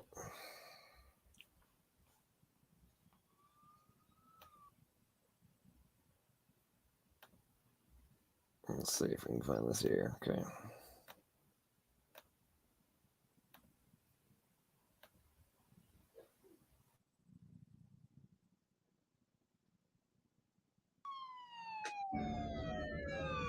Oh, what a sweet day. What a sweet, glorious day when an ardent feminist, in this case, Richard Carrier, good old Dick Carrier to his friends, or just to his close friends, Dick, No less than the very one who had staunchly pushed for absolute sexual harassment policies at atheist conferences. And I think we should all organizations should call for atheists to speak out against and socially punish, meaning denounce, downvote, for example, and things like that.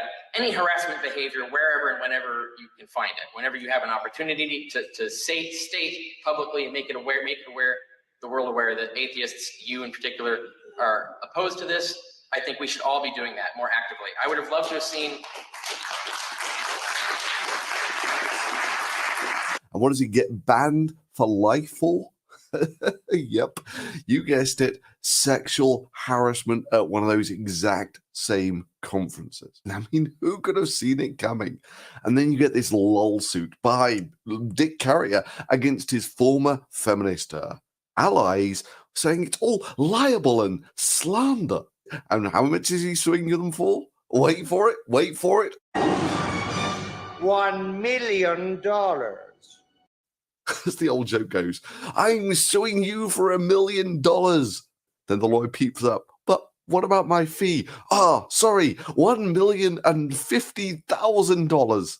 Actually, he's suing them for $2 million, but 1 million, 2 million, whatever.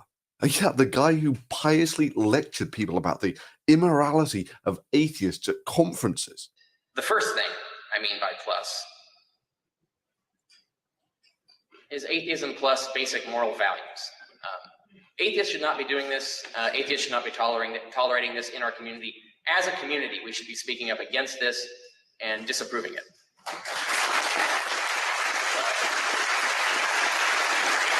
You know, the guy who, according to his own sworn affidavit, cheated on his wife multiple times at atheist conferences. Oh, dear God, you have got to read some of his sworn testament. You know, like we were just having this casual conversation and suddenly Dick decides that what that conversation needs at that point was for the rest of the world to know that he had so much more sexual stamina since he had his vasectomy.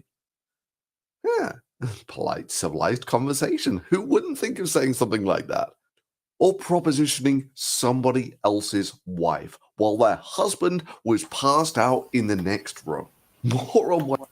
Well, hang on, folks. You have to think about this. He's actually being very considerate and very forward-thinking. And, I mean, if you're going to cheat, if you're going to ask a married woman to have sex with you, then the last thing you want to do is get her pregnant. So him getting a vasectomy was just done out of pure, genuine consideration of helping to maintain marriage stability for the women that the married women he had sex with, because they didn't have to worry about explaining pregnancy, or if she got pregnant during it, have to go, have sex with the husband, or, be concerned about what, if her baby ended up having an afro and her husband had straight hair. I mean, he was just attempting to be very considerate of the women he's having affairs with. So, I actually think that Richard Carrier should be applauded for his efforts in that. I'm sorry, but I think that if you're willing to go so far. Yeah, that's the inspired leadership of Dick. Because, the atheist community needs to grow. It needs his inspired advice to grow. Obviously, one of those big goals that's been talked about today already is to increase the number of atheists. Hopefully, that means increasing the number of morally responsible atheists. I think that should be part of our goal as well. It needs Black Lives Matter and feminists and Mexican Americans. So these are the kinds of things we're talking about. We're going to be atheists plus we care about social justice. We're going to be atheists plus we support women's rights. We're going to be atheists plus we protest racism. Atheists plus we fight homophobia and transphobia. The sort of inclusivity that will make the next Reason Rally the biggest, the best, the most inclusive ever. This was clever. Dr. Dick Carrier, PhD, telling the American Atheist Convention how to grow in 2030. And many organizations have already been responsive to a lot of our ideas. And I have to say, American Atheists is really on the forefront of being responsive to these ideas. And I'll give you some examples as we go along.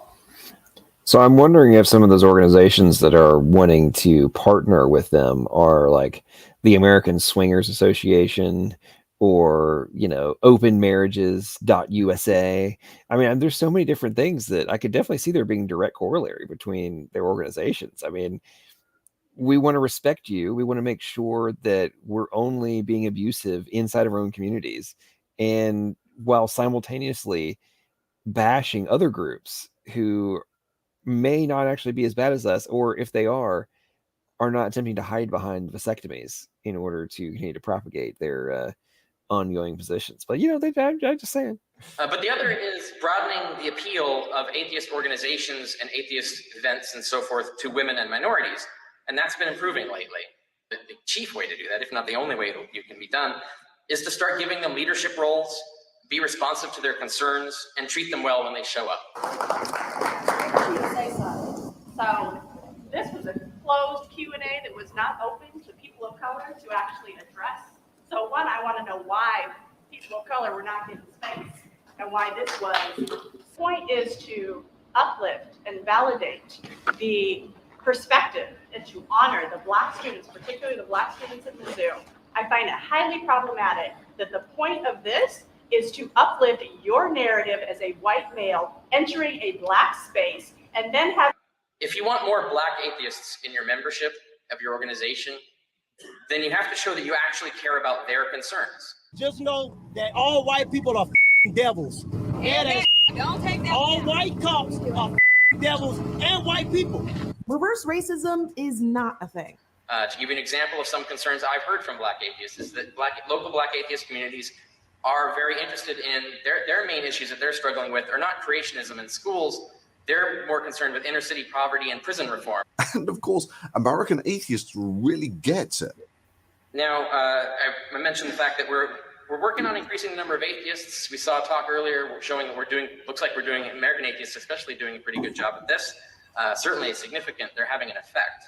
And that was the American atheists who managed to run one of the biggest face plants ever, where they had the largest gathering of the non-religious in history and only managed to get a couple of thousand of people to turn up. The part, and then in the chorus, you're going to feel where it comes in and join in, all right?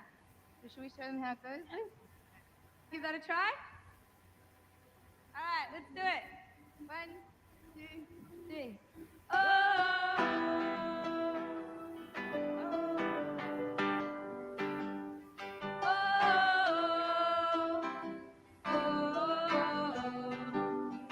Now, everyone, join hands. Join hands, please. I'd like to lead you all in some swaying. Come on, pay attention. I said do it. I can't hear, but I'm going to trust you that you guys are going to come in really, really loud when we bring it in after the chorus. I am so proud to be a part of this movement when I see things like this happening, when I see people saying, you know what, we're going to have a reason rally. There are going to be thousands, perhaps tens of thousands of atheists, of secularists, of non-believers, of all stripes. And then, of course, we had this great contribution from Kelly Carlin, daughter of George Carlin, that made me.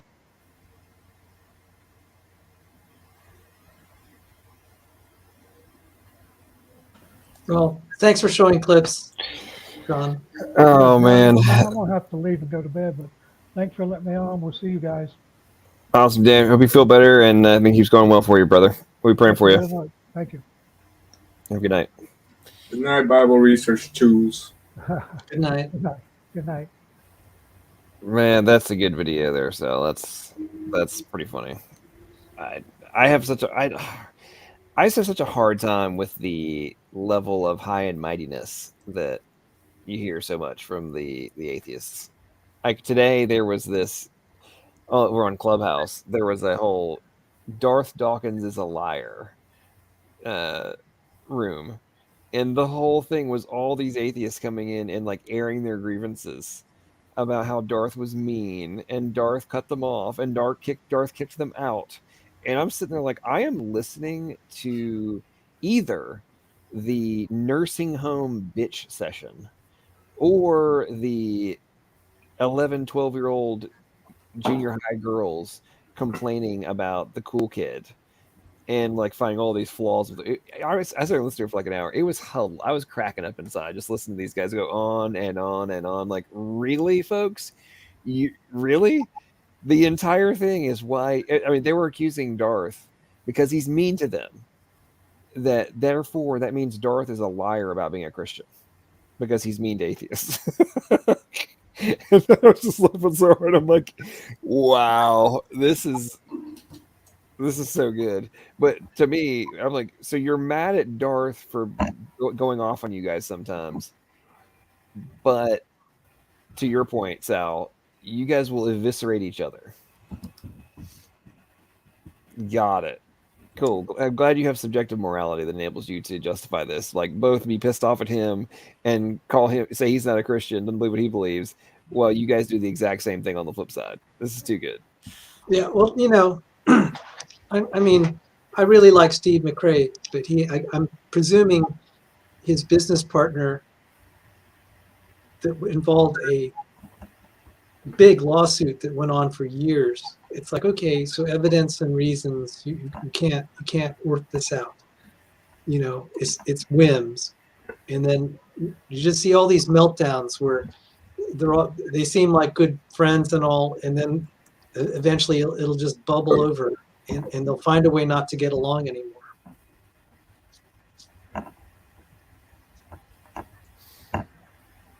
No, you're absolutely right. And real quick, so thank you very much for your super chat, Brady. Brady says, LPP, towards your next date night, don't go as a furry. And I definitely won't. There's no there is no risk of me going as a furry. That is, You could now go with a brony. Yeah, well, there is a risk that I may have to go as somebody from the 1920s because that is her like era of fun. Like, she loves that fashion sense and all that kind of stuff. Plus, she's like loves to do swing dance. So I may have to dress up as a 1920s gangster, but that's the extent to which I will go. I will not go to full furry status, unfortunately. I wanted to say, what this is showing is, to me, they're saying how whacked out the young Earth creationists are. And then you see how the community just starts to behave, and just like, who's losing their marbles, honestly, Yeah, it's hypocrisy. I mean, they are leading the world in school shootings and suicide and drug abuse and everything else, and they want to say that religion's the problem. It's hypocritical. I just noticed Iger's screen name tonight. What, you like it? That's funny. Oh, hi, Christopher. Hi, Sal. How are you? Nice to see you. Iger, yeah, we've having the flat Earth discussions the other night. Yeah, it was nice talking to you, bro. Thanks for coming on my channel, and we had some great discussions, bro. Yeah, likewise. I wasn't gonna bring up the topic today because, but we could. Well, here, I mean, it's like, don't even say that word. Listen, Bam, community guidelines. I even changed my name and everything, man. Hold on, which thing's not supposed to be discussed? No, the flatter. Because when Sal's here, I feel like he leaves, so I don't want to scare him away because you guys are having a nice chat. Oh, well, here's what I think. And I like listening to Sal, man, because Sal's very smart. He's very educated on the, on the genetics and stuff aspect of defending the young Earth creationists. So I actually, Sal, thank you for everything you do. Oh, thanks for the kind words. Yeah, Sal, you're awesome, dude. Well, it's getting late. What was I gonna say? There's something I was gonna say to you, Iger. I've forgotten what it was now. Go for it, bro.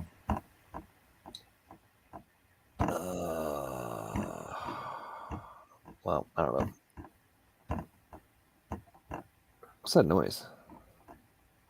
It might be me, man. I had complaints lately. It's like whenever I'm on a stream, sometimes it's like a little sound. No, it wasn't. It wasn't that. It sounded like something was rolling, like rolling something across the countertop, or whatever that is. That noise. That's me. Just I guess that's close to my microphone where the keyboard's at. Hold on, I got headphones. Man, what was I gonna? Oh, I know what it was. So tonight, Iger, I've been undergoing a confession to my extreme levels of grifting. And I made the comment earlier that if I really wanted to be a grifter, I could probably go be a flat earther and be able to make a lot of money. So is that Not the true? same Like, thing, bro. are you making extraordinary sums of money, astronomical sums of money as a flat Earth advocate? Man, I haven't made a single dime or penny in 4 years, bro. Not a single dime or penny, bro. I don't have a Patreon. I could get monetized now. I got over 1,000 subs finally, but for what, bro? I feel like it's just gonna get me deleted quicker because this is my second channel, bro. My first channel got deleted in 2019. So yeah, it's you know, anytime you're talking about stuff like that goes against the norm, I feel like they label you misinformation or whatever. So That's probably true. But I listen. I think that you're hiding some of the money. You said you made no money off of YouTube. Does that mean that you haven't gotten like extraordinary amounts of checks sent to you from Patreon? No, bro. Yeah, NASA. You think NASA pays for the flat Earth channels or something? I mean, listen, I think that's what's going on. I think that you guys are just making ridiculous amounts of money. And because I mean, if you listen to the Atheists, I'm making that whole 28 cents I profited this year is, I mean, puts me on a whole higher level of just Bro, snake oil salesman. So I'm talking about, man, I spent like especially in the beginning, bro, because when I first came out, I was spending like 8 hours a day, like just going everywhere, trying to pick a fight with everybody, like trying to convince the entire world, bro. That was my goal, you know what I mean? Same thing with Young Earth Creationism. When I first came to Young Earth Creationism, I wanted to convince everybody. And so, man, I think what got me deleted originally was I used to go on all the atheist channels, whether it be the guys you guys were talking about. I used to go on their channel, the non sequitur shows, because that's who used to do the debate back then. The Steve McKay, Pangolia. There was the lady, I forgot the lady's name, Karen B. I think no, not Karen B. With the glasses, she had a channel too. I even went on the Young Earth Creationist channels, Ken Hobbins and the Ken Ham's channel.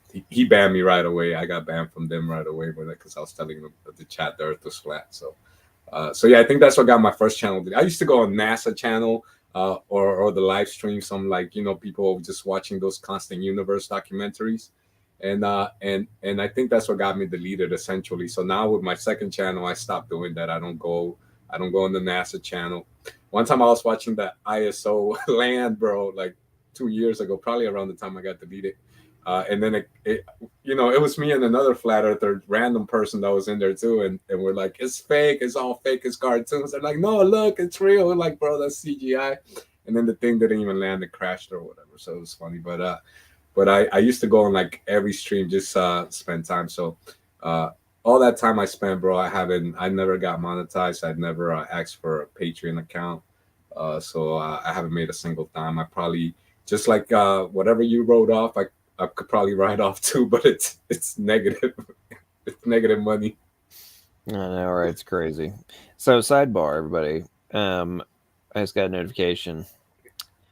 Get this. People, this is very important, folks.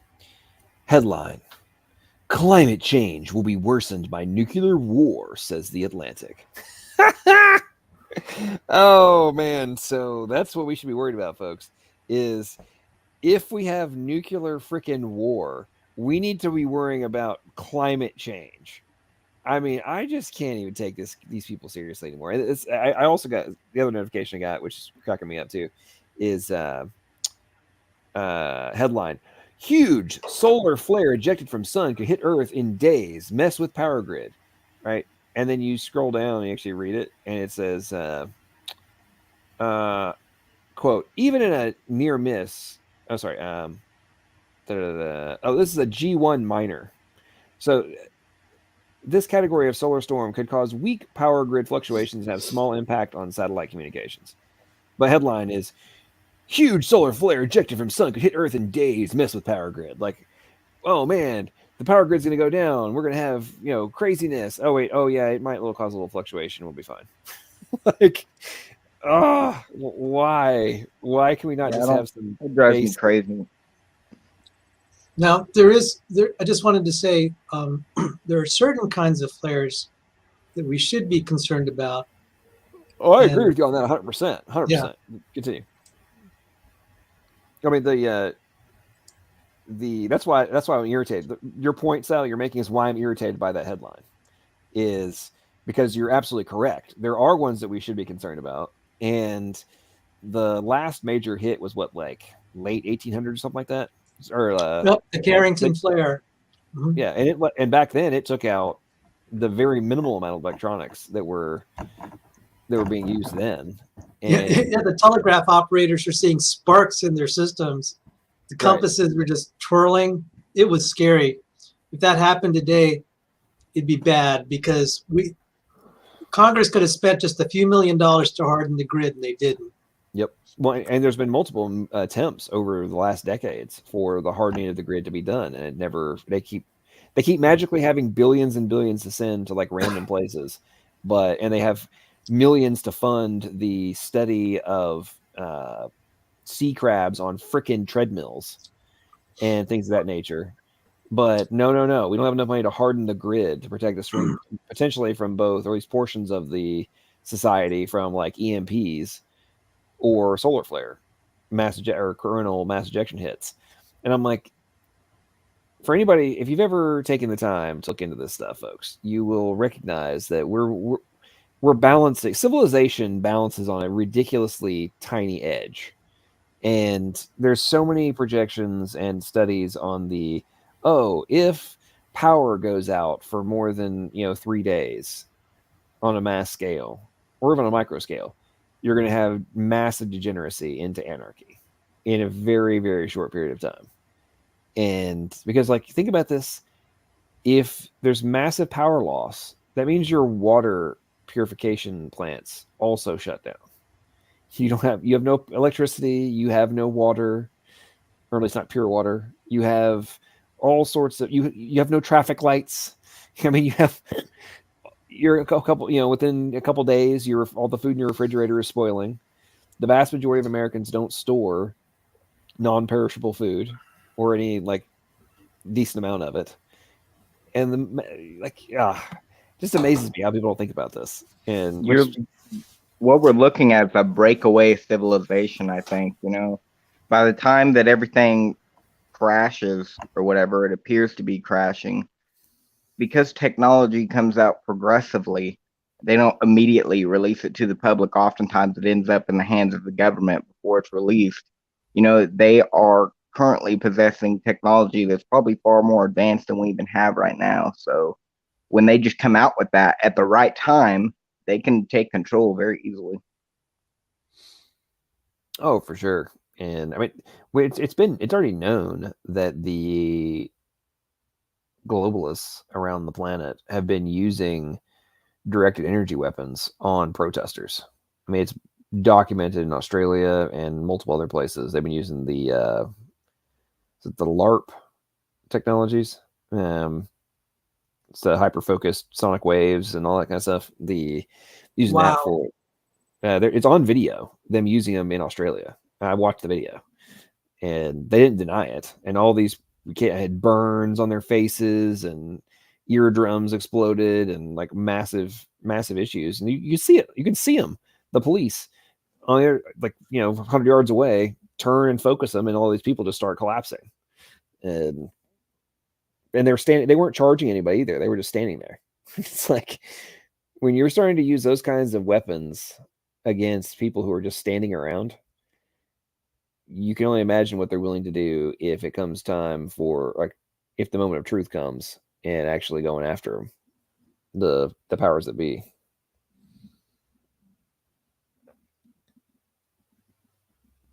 Oh, got some good old David Icky there. Yeah.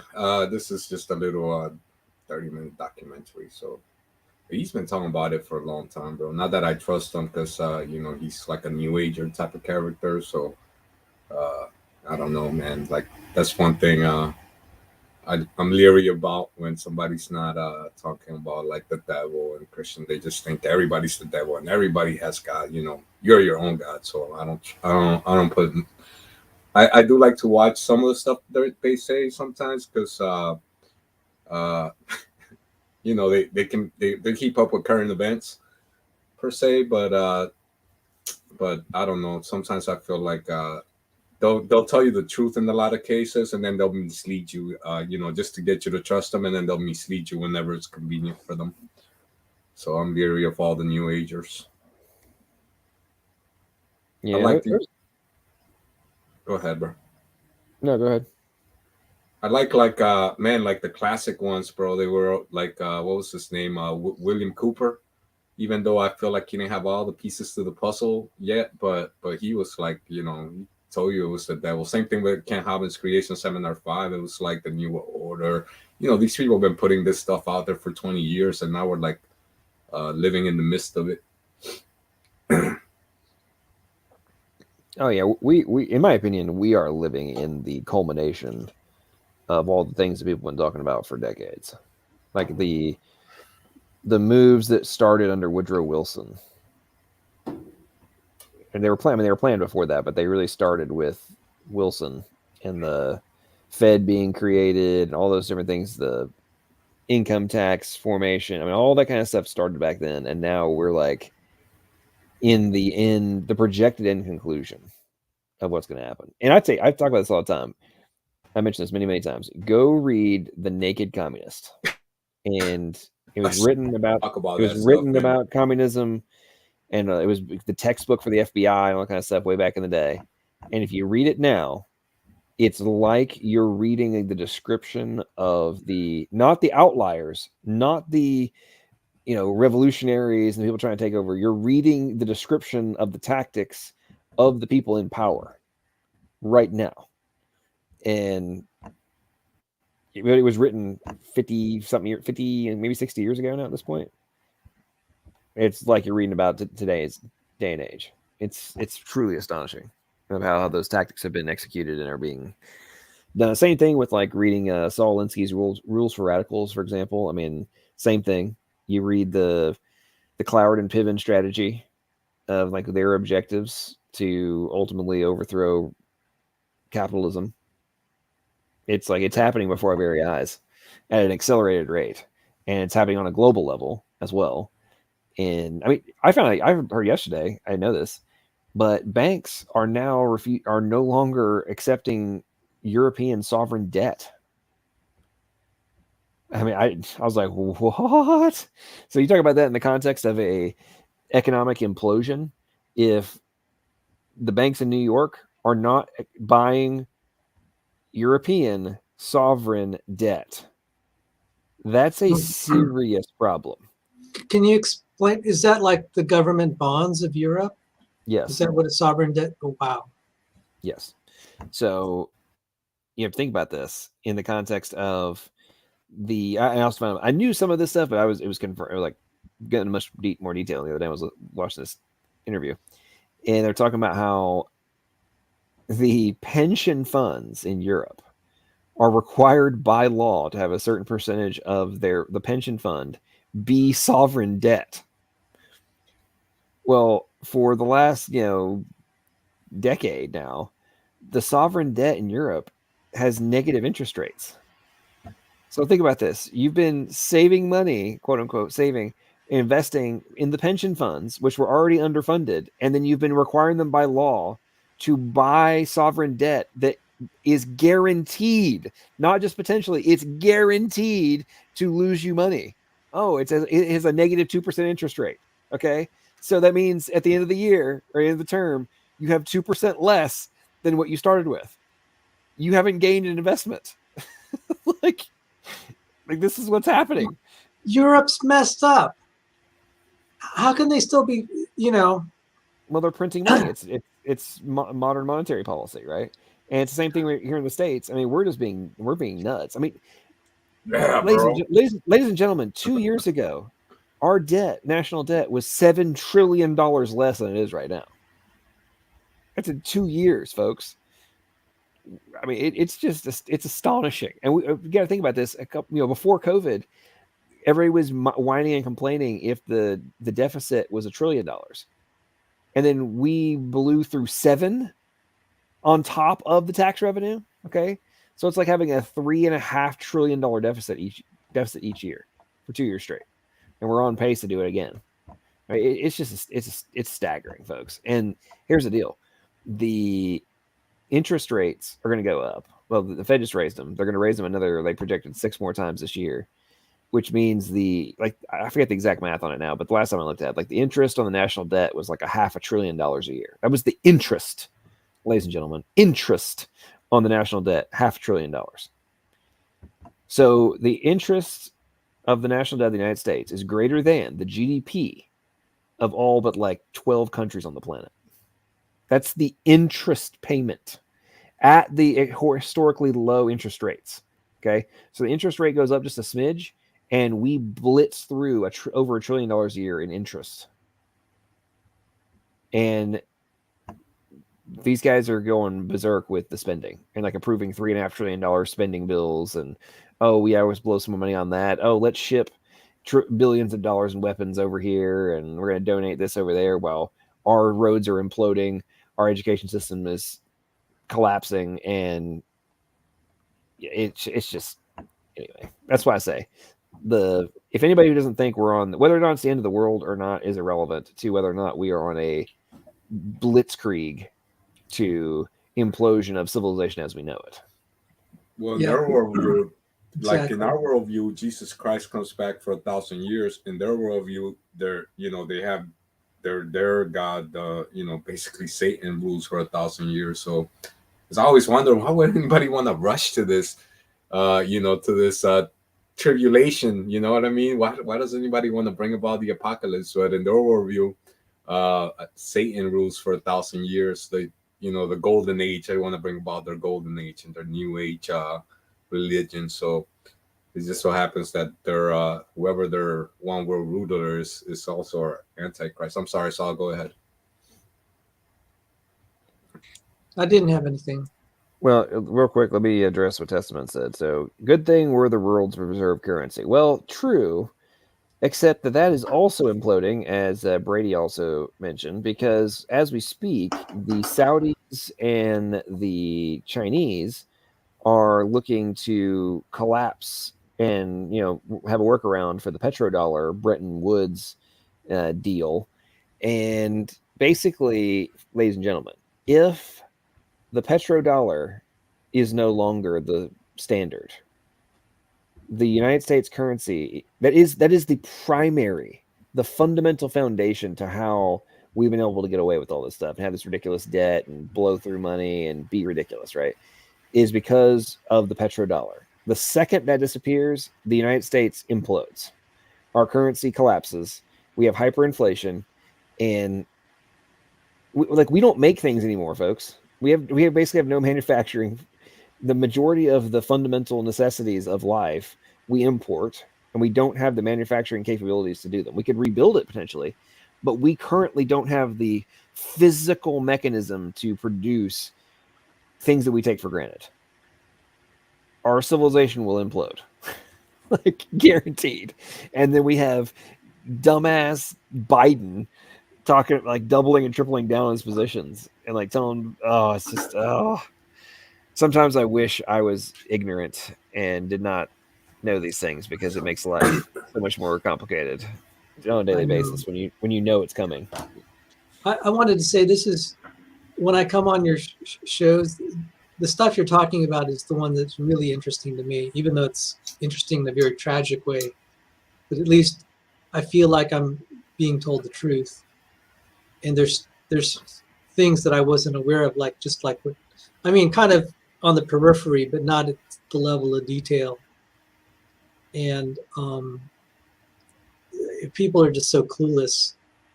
And what's sad is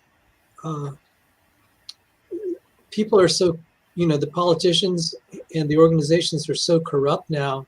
They start believing their own, and deluded. They believe their own propaganda. That they don't see that this is, when you cut these corrupt deals, don't you realize you're hurting yourself in the long term? Because you have to live in this country, and you're going to make it a mess.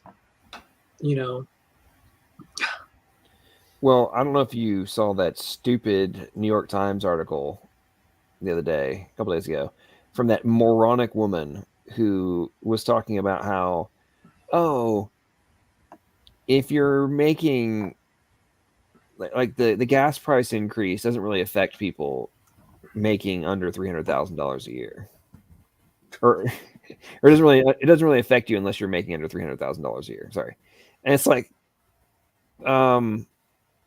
what world do you live in where you think that, like, well, number one, if you're making more than $120,000 a year, you're in the top 3%, top 5%. So you think that somehow if somebody's making, the median household income is like 67K a year, right? That's a dual income household, 67 grand. So you think that if you're dramatically increasing fuel costs, that's not impacting people? You people have lost your freaking minds. Or it wasn't New York, it was Bloomberg, I think. It was Bloomberg. And the whole like, oh, you should stop, you just don't have your dog treated for cancer. And your pet might die. That's how you're going to deal with the inflation. Like, they're like, oh, don't eat out as much, and all this kind of thing. It's like, so your response to all this is decrease your quality of life, not have politicians stop actively causing inflation. Right. You guys are insane. And you're, to your point, Sal, they're living in little fantasyland bubbles that Yeah. Go ahead. The culture is breaking down. I don't know if you saw it. It's a short YouTube video. It's the Millennial interview, a Millennial job interview. Have you seen that one? I haven't seen that. I can only imagine how bad that is. Oh, let me dig it up, because it just shows how the, as you're saying, the naked communist, this whole, however it turned out, I actually think that there's spiritual forces that have driven this, just degrading the youth and their minds and poisoning the way that they understand things. It's played out. They've made a generation of people that just don't understand anything anymore. Well, to your point, there's the. I feel like the world of instant gratification we live in has led to in conjunction with the point you're making, Sal, has led to a inability for people to see more than 2 steps ahead. And if you could just extrapolate out 3 or 4 steps, you'd be able to immediately recognize how ridiculous the level of bovine scatology is being put forth by these people. It's beyond belief. If you could just see 2 or 3 steps ahead, you would immediately recognize, hang on, this doesn't make any sense. You're stone cold lying to me. And especially, and the reason I say this is like proven beyond all doubt at this point, my point I'm making is when you can watch the physically same politician on 2 different channels say literally the opposite. Like, oh, I'm in favor of XYZ. And then they go on a different channel and they're like, I'm against XYZ. And then what? Like, we've reached the extreme where they can actually lie on the same day on 2 different media stations and get away with it. And then get reelected. Like, what? I know. Yeah. That's the thing. How did some of these mayors get elected and they've done such a bad job? Oh, I put it in the private chat. It's less than 3 minutes. But it does show the culture of today, and it is scary, but also hilarious. I want to watch it, actually. I'm interested because I've seen so many videos where they go around asking like young kids, like, where's even the Ukraine at? Or, man, at one point they asked them, where's America at? And a lot of these people didn't even know where America was at, bro. It was oh man, dude, stuff. those interviews are so disturbing, and they're so painful. Okay, let's play it. Amy, it says you are trained in technology. That's very good. Are you adept at Excel? No. PowerPoint? No. Publisher? Not really. Exactly in what area of technology are you proficient? Snapchat, Pinterest, Instagram, Vine, Twitter. You know, the big ones. I'm surprised you didn't say Facebook. That's for old people, like my parents. That's funny. Well, Amy, when you're working for me, you have to have those kind of research skills because I'll send you things for you to comb through and get the answers and send them to me. So for that, you got to be really good at technology. For stuff like that, no problem. I'll just ask Siri. You'll just ask Siri? You know, Siri, tell me this, Siri, find me that. We're all good getting you the answers. Tell Siri, I want you ready to go at 8 sharp each and every morning. I don't understand What don't you understand? what you just said. You don't understand be ready to go? No. You said 8, right? Yes. 8 like in the morning, 8? Yes, in the morning. Yeah. That kind of doesn't work for me.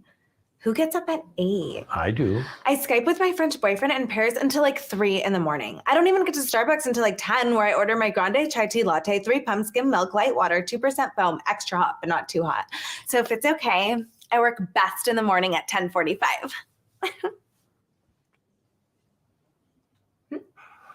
Wow. Amy, I don't think we're going to be a good fit. Why are you so negative? I can sense your hostilities, and right now I am not feeling very safe. I've been here for over 5 minutes, and the only nice thing you have said to me was nice resume, which I typed all night for this meeting with you. You've given me no guidance, no validation, no encouragement, no supervision. Is there an HR director somewhere? HR director? Yes, I need to speak to someone. I may have to take off today as a mental health day. Take the day off. Amy, look at me. You don't work here. Are you firing me? Okay, yes.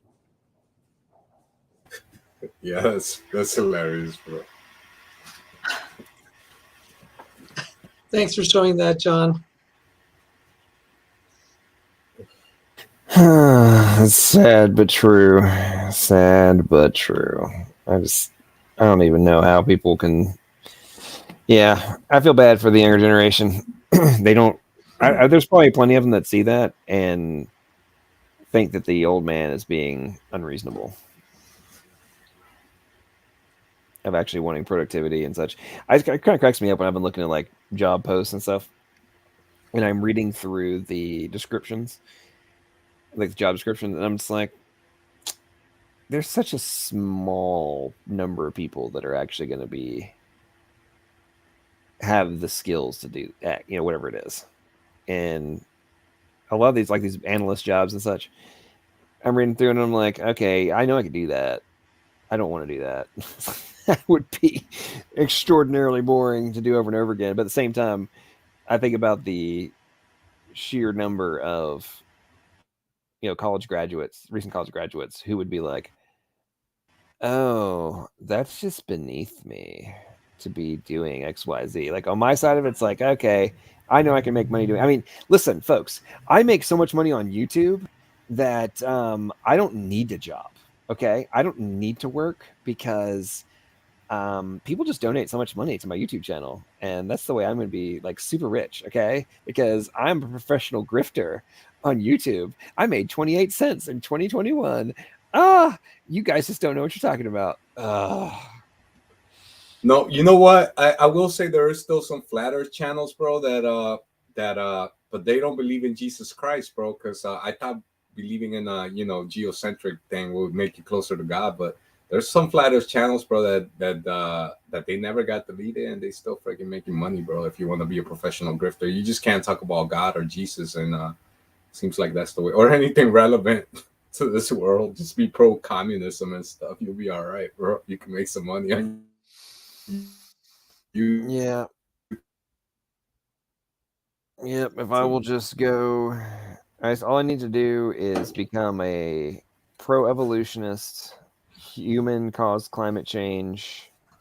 Definitely need to be a socialist, communist, somewhere around that, some kind of advocate in that side of it. Anti-capitalist for sure. And yeah, probably figure out. I could probably come up with a way if I was willing to swallow my soul and know that everything I was saying was bovine scatology. Yeah, I could probably do that. But yeah, that's it, bro. That's it. I don't think I can do that. Nah, you don't want to join the Illuminati? Could go down to the crossroads. Yeah, just go to your local Mason Lodge, bro. They'll initiate you real quick. Yep. Oh, John, I thought of you because I had lunch with a very successful businessman recently, and I did a show on my channel about him, and he reminded me a little bit of you because he was in a mountain biking accident, broke his neck, but he was able to recover. But he's been a very devout Christian, and I share your story about how you had, what was the name of your condition that you had bleeding in your brain, or? Yeah, I had a cavernous malformation explode. So it was a small group of malformed blood vessels that 0.003% of people are randomly born with, and they ended up popping. So yeah, I had a massive brain hemorrhage. Yeah. Well, this businessman, he graduated from Stanford with 2 engineering degrees. He was a professor, and then he started all these companies. And I was asking him, how did you find time to do these? He said, well, I worked 80 hours a week, but I had time for family and church. And I said, how did you do it? He said, well, you just, it's the way you manage your waking hours. I was asking how many hours of sleep he gets a night. He said 7.5. He said, you just have to learn how to be really efficient. I was just really impressed. And there are not many heartwarming stories, but you're contrasting that millennial girl to someone like Mark Gottlieb, who just had no quit in him.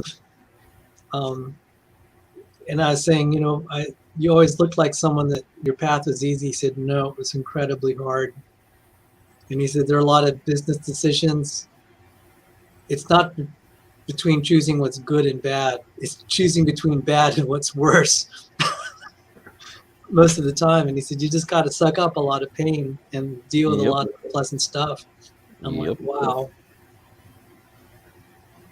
Yep. Yeah, it always cracks me up how people think that's part of the reason I get so irritated with people who are bashing small business owners or are against entrepreneurship and all that kind of stuff. It's like, on one side of the equation, you guys wish you could be rich like so-and-so and have this awesome life that they're living and yada, yada, yada. But you don't want to put in the work or to even analyze what they had to do to get there. And the just amount of the 80-hour weeks, the broken relationships, the lost friendships, the, missed opportunities in terms of having, the normal life kind of thing, like in the fun times, all that kind of stuff, because you have to go for broke, and it can all be taken away from you. I'm speaking from personal experience, right? Like I was doing all that stuff, and then I had it basically implode in front of me in a very, very, very short period of time. And now I look back on it and I wouldn't change it because, God put me on a different path. But from the, the material success, I was gaining a lot of traction. Man, I could have been having that fun life, I wasn't that far away from it. But anyway, I'm not going on a diatribe there. But at the same time, like I said, they want to whine and complain and just, that the person who makes it must have just taken advantage of everybody. It's like, really? taking advantage of everybody. Are you kidding me? Like you can't do it by yourself. You have to build a team. You have to have employees. You have to pay them. You have to, oftentimes in the early stages, you're sacrificing. You're not taking home as much money as you could because you got to make sure they get paid. Because if you don't pay, and because they trusted you for your salary or for their salary, and many times you don't, as the business owner, you don't pay yourself to make sure that your employees get paid because a customer didn't, slow paid you, or expenses went up, or whatever it might be. You make the sacrifice, and then you maintain the confident facade for the employees, so they're not worried about it, and because you rise to the occasion, and it's anyway. Well, he inspired me to work and apply myself a little more, and maybe even a lot more. And I thought of you because you're a businessman, and you would appreciate the journey he went through. He lost the company. I said, how long ago was that? He said that was very early on in his career, and he recovered from it. That's just incredible. There's just no quit in the guy. I think I could share this. He had suffered cancer 4 times. He'd been hit by a car, and then he had, he's been sued. He had angry customers at him, and he said, yeah, there are situations where we didn't have any money in the bank, or we didn't have enough, and we had to make a conscious decision. We're going to pay these bills and not these. That was unpleasant. And then he folded one company, and then he broke his neck. And this was only 2 years ago, and a lot of us are praying for him, but I gave up because I said I don't think he's ever going to recover. And then 2 years later, I saw him walking in church, and I'm just like, praise the Lord. Somehow he made a miraculous recovery from being a quadriplegic.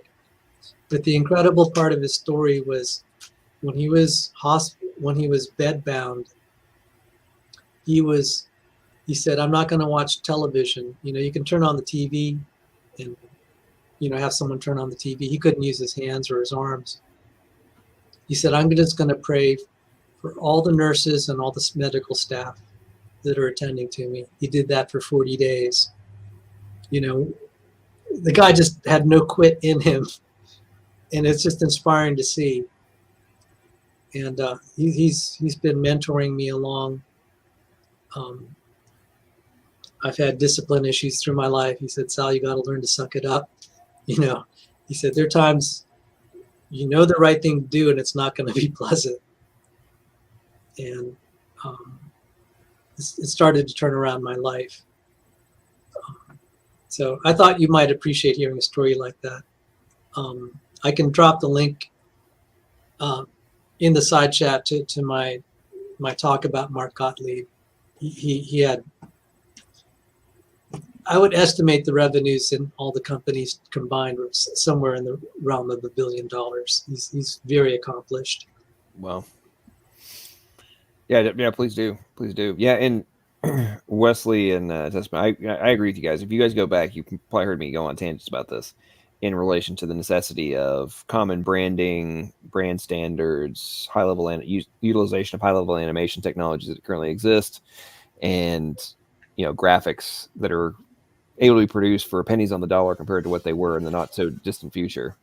And people have also heard me go on tangents about this. What I'm about to say now is one of my biggest sources of irritation is that, and I know this because I've looked them up and looked up their filings. The major player organizations have more than enough available capital to be able to be doing these things that we're talking about now, right? The high level aggressive branding, marketing, formation of the videos, and then utilizing influencer technologies and such to be able to gain traction and exposure. But they don't. Either they don't know about it or just aren't doing it. I don't know what the deal is, but it blows me away every time. Case in point, the phenomenal lecture or presentation that Joe DeWeese did on Topar Salmares, right? Why that was not a promoted event and done with anticipation on a live stream on YouTube versus a private Zoom call blows me away. Same thing a couple days ago. Last Tuesday, I watched a lecture or a presentation by James Shapiro on the second edition of his evolution book. And same type of thing. You had to have signed up for it in advance to be on a Zoom call where he's trying to promote his new book and like answering questions and getting into great detail about it, right? They were blown away that there were 80 people. 80 for James Shapiro on the second edition of his iconic book, right? And I'm sitting there thinking, like, why are these? His PR person was there. I'm like, what are these people doing? Like, why is this not being promoted on a aggressive level to where you're getting a couple hundred people, right? Case in point, right? Standing for Truth can have a debate with Kent Hovind and whoever, and it brings 300 or 400 people, right? A normal debate is just no-name people who no clue who they are, right? There's randos, right? Like me. And we can get 200 people watching me debate some random person, right? Or an after show that I do can have 80 people. Or just a random live stream that I started at 10:30 about me joking about being a grifter. And right now we're at 25 people, but earlier there was like 40. How is it that on a random live stream joking about this stuff, I can get 40 people, but we're not? I'm speaking in a generality here of like the arts organizations, which I know have millions of dollars, right, every year given to them. Like, why are we not dedicating like 150K of that capital to aggressive marketing? Like, you could obliterate the current paradigm of what is the messaging being, it's the dominant messaging on social media, because the establishment, they're doing, they publish things on their channels and stuff, but there's no aggressive marketing that's being done by the establishment. Why? Because they don't have to, because they control academia, right? They don't need to be aggressive. So you have a gaping hole, a gaping opportunity in which you could go and just be like, anyway, enough of my, this is turning into a long-winded diatribe. It just blows me away when you think about like collectively the top 3 or 4 organizations. Between them, they've got $100 million. I know this because I've looked up their SEC or their IRS filings. Between the top 3, there's $100 million to play with. So how, between the 3, is there not a obliteration of the online market? Or at a minimum, heavy promotion, active promotion of the different presentations and such that are being done. It blows me away every time. Anyway, enough of my diatribe. I'm with you, bro. That flew over my head a little bit from, so you have some insights into things I don't understand. But definitely there is a lot of people that get a lot of attention, and you're like, how did they manage to do that? I mean, at all levels. Just from my perspective, I can't believe it's someone like Jim Baker. I don't know if he ran the old PTL club. Right. He's a disgraced minister. A serial adulterer, televangelist. Yeah, and people flock to him still. How did he manage that? If I could get, I wish I could get the size audience, but I think they're able to cater. He figured out how to cater to people who are vulnerable and gullible. Yeah, you're right. But yeah, you're so Sal, to the point about the capital. You can, like, all that stuff is like public record. So there's web tools out there that you can just go look up the name, and it they scrape the data from the IRS filings, and you can like look up how much money XYZ nonprofit had donated to it for the past like 7 years. And you just go look it up. It takes like 10 minutes. Just go look it up. It's crazy. And so what wasn't being spent? That's what I didn't. That's actually the part I didn't understand. So what I was saying is, if between the top 3 organizations, right, the collective amount of capital that's being in their budget, right, per year is $100 million, right? How can you not be, if you have that, if there's that amount of money, how are you not dominating the online market?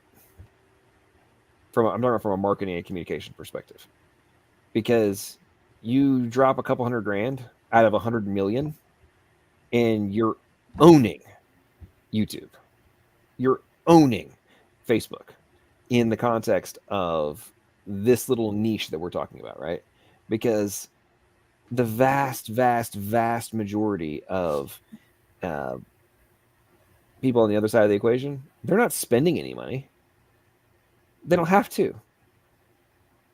That's why you have it's like the unprotected flank from a war perspective, right? From a battle standpoint, right? They got the front line they think is all protected, right? Because they've got all their trenches in academia done, but they don't realize that in this context, the internet, right, is the unprotected flank, and they've got all their defenses in lower education and higher education, K through 12, all the way up to academia, right? They've got it everywhere. They've infiltrated churches and seminaries and everything else, right? They've got it. They think they're covered everywhere, but they're not. There's a huge hole behind them, because there's a whole new level of upcoming generations, right, that are looking for answers, because this stuff just doesn't make sense. And my point is that folks like us, yes, we're creating great content. Yes, we're putting forth arguments and stuff, but imagine, folks, I made 28 cents in 2021. It's not a huge budget. Now, in 2020, to help build up the traction on the channel and stuff, I spent like $1,100 in YouTube advertising, right, to gain initial traction for my channel. I recognized from a big picture perspective, I want to be able to, if I wanted to spend like the average, it took to get to 1,000 subs, it takes the average channel. This is average again, like 26 months was the data on the metrics, right? To get to 1,000, that's the average amount of time for a channel to get to 1,000 subs. So I was like, okay, I can either spend some money and get to that point. And what I'd seen was that once you get to the 1,000 sub mark, there's a snowball effect, and you gain more traction, more people like to watch your videos, yada yada yada. So I'm like, okay, from a marketing perspective, it makes sense to spend that money, get to that point, and then let things go more organic from that position. On the flip side, if you're a major player organization, right, how is it that you're not spending any money to go from having some of these bigger name places have, their YouTube channel has, 40, 50,000 subscribers. And it's like, that's a okay number, but why are you not at 300,000? Why are you not at 500,000 and 1 million? Because the snowball effect would be taking place if you guys were being more aggressive in your marketing. I'm not saying spending exorbitant amounts of capital. I'm saying just spending enough to create an acceleration of the snowball effect, then getting to those couple 100,000s. Like, if you look at the data, like once people get to 100,000, getting to 200,000 is exponentially shorter than it was to get to 100,000. When you get to see the people that get to 1 million subscribers, they go from 1 million to 1.2, 1.4, 1.7, 2 million, like very, very rapidly if they're being aggressive and conducting good marketing. And anyway, I go about this stuff forever, but it's just. Are you monetized? I got a quick question. Like, how much do you make? Let's say if your video gets 1,000 views on YouTube. I don't know. I don't have any of my stuff like I have monetization, but I don't have ads on any of them. But mathematically, it depends on your target demographic and like the value. So that can range pretty significantly. But usually, most people say it's going to be somewhere between $3 to $5 per 1,000. But then Google takes 45% of that. Yes, it's like nothing, bro. $20, yeah. Yeah, it's not worth it. That's why I'm glad you mentioned that, because I started to see the same.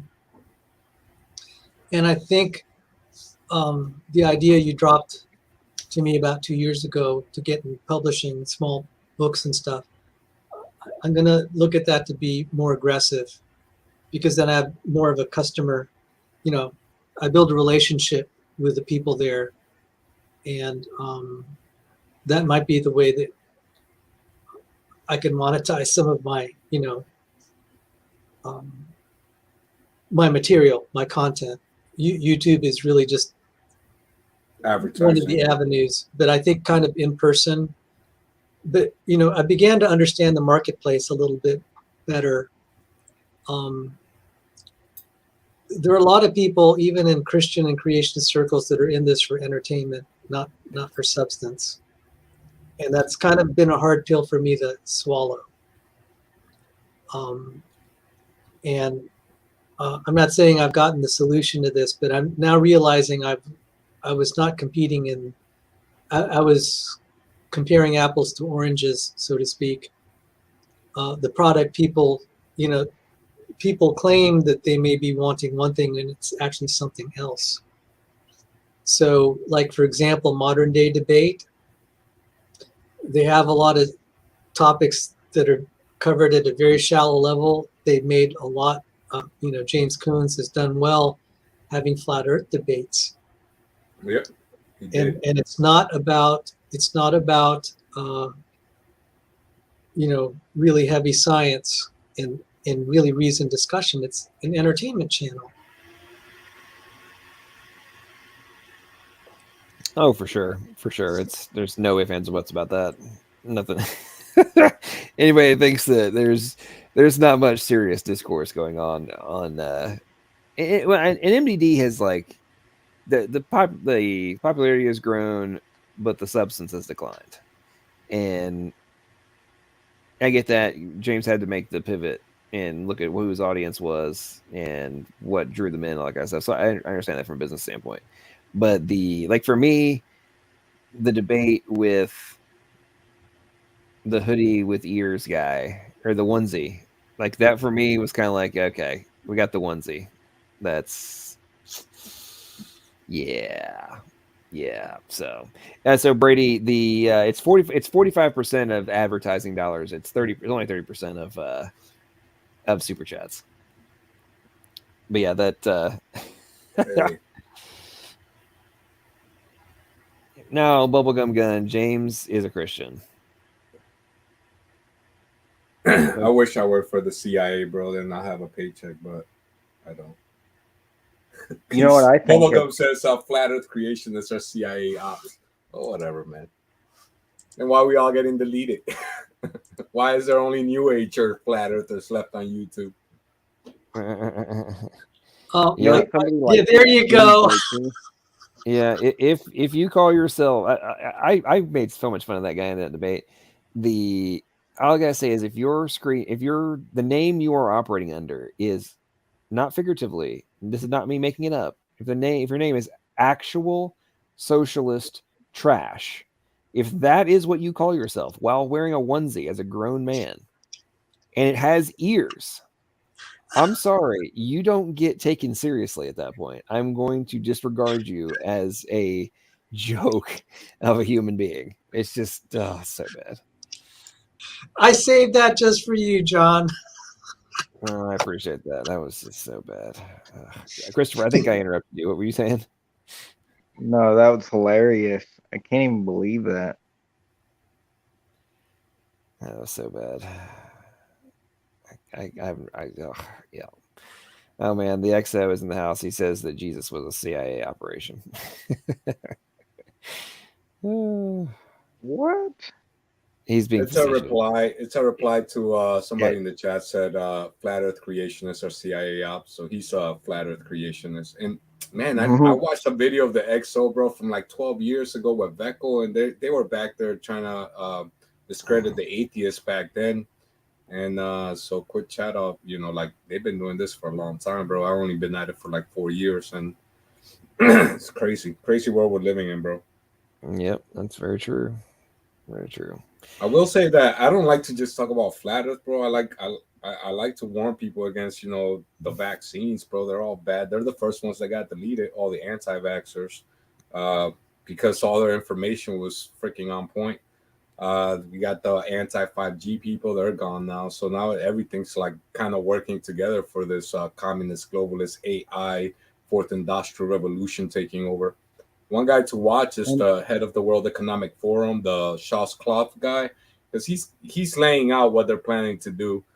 He talks about in 10 years we're gonna own nothing and be happy. So they want you staring at the metaverse all day while they do whatever they want and just pick us off one by one, little by little, and basically just have the UN Agenda 2030 stuff is pretty disturbing.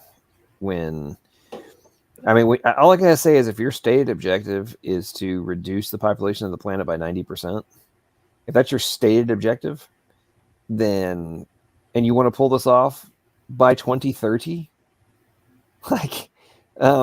folks, that's 8 years from now. You're talking about doing this stuff and then your point on the Schwab. Can you pull this up? Is there like a article that you're referring to, or like a dog No, that's you have this in your browser somewhere?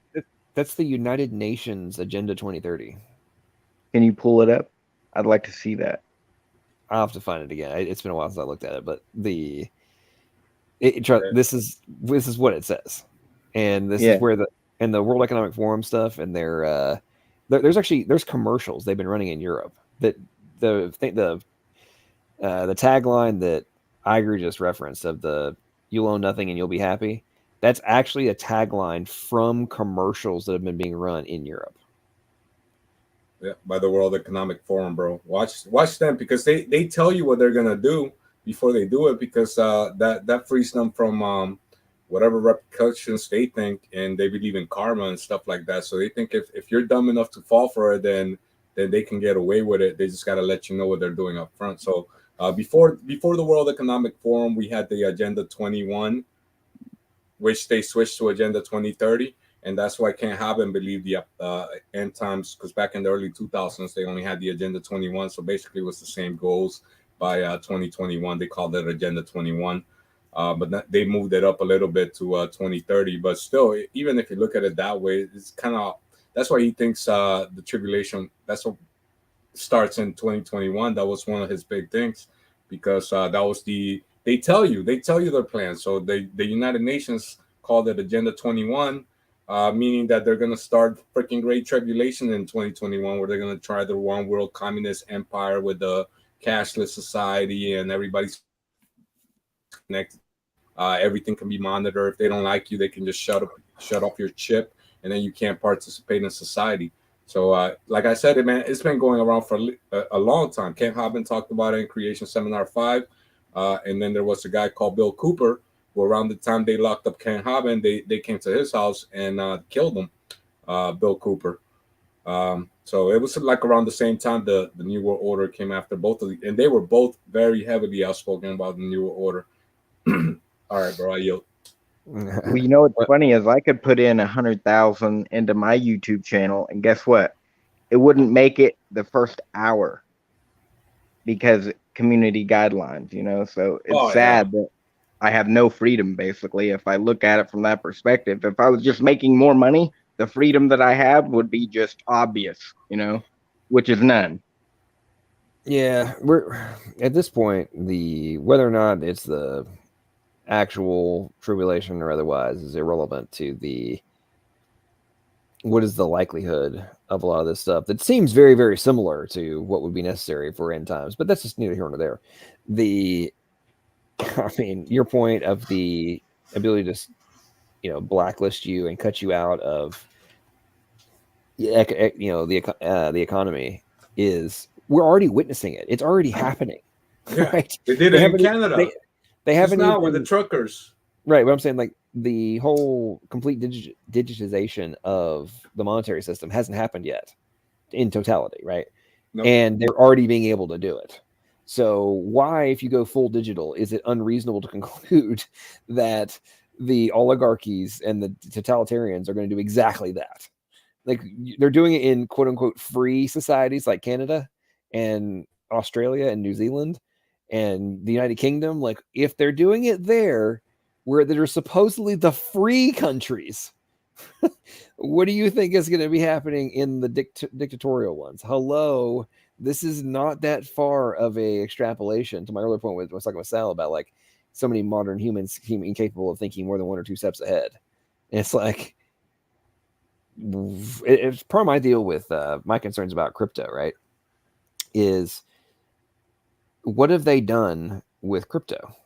We now have Coinbase and all those types of platforms, right?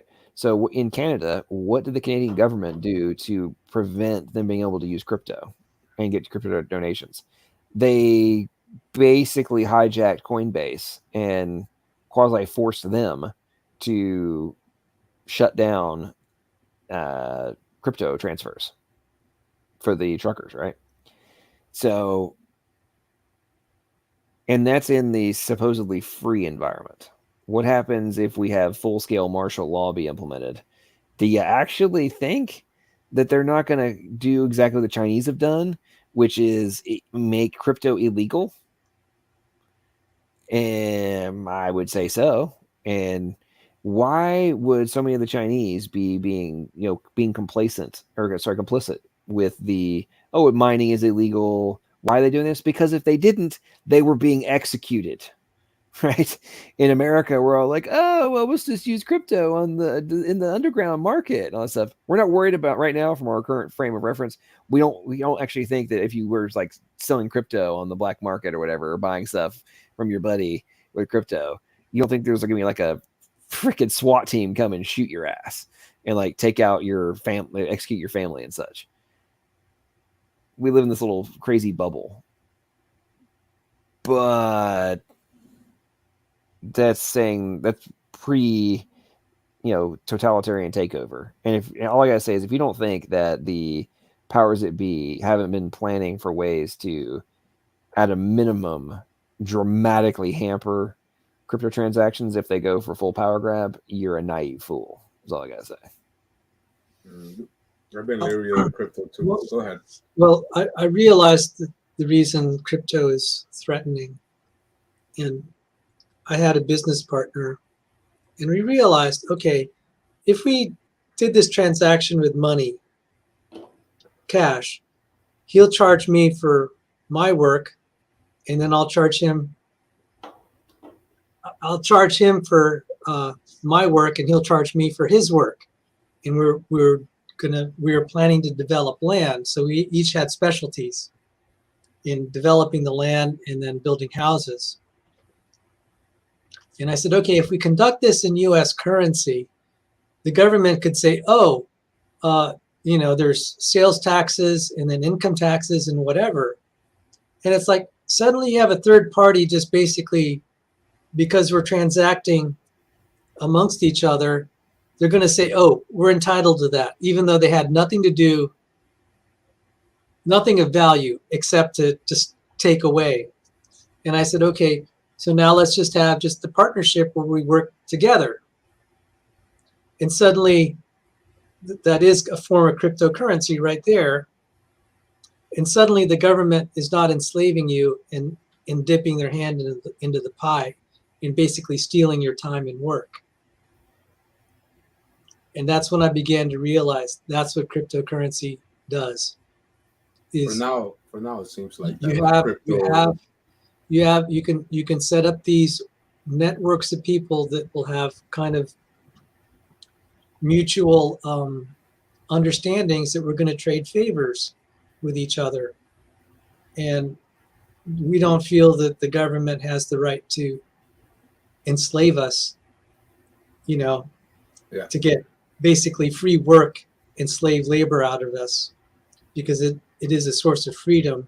So because I had actually looked at what it would be like if we could get a community of specialists, we could build each other's homes, and we could do all sorts of things together, and because the cost of housing was very high. And I explored this, and there are the reasons it's difficult to actually pull it off. But just say hypothetically that you had a communal pooling of talent, and the transactions were not recorded in dollars, but rather in terms of the hours and, you know, some weighted value to their skill set. Then you liberated a lot of capital, because I was looking at the amount of money it actually, you know, we had the property taxes and everything else and the income taxes. Like if you wanted to buy a house, when you actually work this out, it's like, oh my goodness, to own a $500,000 house, you actually have to earn $1 million, because the government is going to tax you as you're earning that money to buy your house. So one alternative then is to build your own house. And some people who have the skill set do that. Or you can get a group of people who'll help each other. Many hands make light work, who will build a community of houses. And I was actually thinking of doing that. But one way to formalize this is with cryptocurrency. Yeah. But For now, it seems like crypto's a good thing, because it gives you the idea that the government can't mess with it or whatever. But like LPP said, they're already they have all kinds of ways to mess with it. But it does seem like a good idea right now. But then if you're the devil and you want to move to a cashless society, you want to get the people behind something. Because I was going like to the mall, and then even to a restaurant I went one time, and then even to the gas station here in Florida, and they got these crypto things everywhere. If the feds didn't want it around, they would not let them be there. But we got ATMs and everything for cryptocurrency. So this is gonna play a big role into the coming into the newer order with the cashless society. And it's just conditioning people to accept it. That's all. Even though right now it seems like a good thing, where it's not the government, it's not the feds, but eventually they're gonna take over that too. Well, or just get rid of all. It depends on what you mean by cryptocurrency, because there are like the big brand names, but you can actually implement your own cryptocurrencies. Is what I was saying, and it begins with just even contracts and understandings and mutual, agreements among trusted parties. So it doesn't even have to be implemented electronically. As I said, you may have just a group of 3 people that say, we're going to help each other. So I'll give one example. There's an accountant who wants to have her floors done. And in exchange, she does accounting work for the construction people. Yeah. All of this is off the books. It is a form of cryptocurrency that is based on mutual understanding and partnership. It's basically a barter. Yeah, I was gonna say you're turning barter into a crypto thing, but what you're saying is barter. Then it's like just people helping each other out and with the same goal. Right, because otherwise, what ends up happening is you have all the accounting problems, and then you have all this income that the government's taxing. It's like, okay, how come if they just have a mutual agreement, mutual understanding, the government doesn't walk away with thousands of dollars? And you're doing the same exact work. What did the government have to do with an accountant helping the workmen that were doing her floor? Why should a third party just entitle themselves to money that they didn't earn? Well, that way they can pave your roads. Not just kidding. That way they can indoctrinate you into believing, you come from a nothing explosion in a monkey, and our tax dollars are the ones that pay for all that. So yeah, you see what ends up happening is, so it'd be tolerable if there were some return for what the government, but now the money's being squandered. Yeah, That's what some people have problems with. Yeah. If it were used for the greater good, it'd be a different story. But we're seeing it being used to feed Trash. corrupt pockets and to move and to destroy society. Trash. Yep.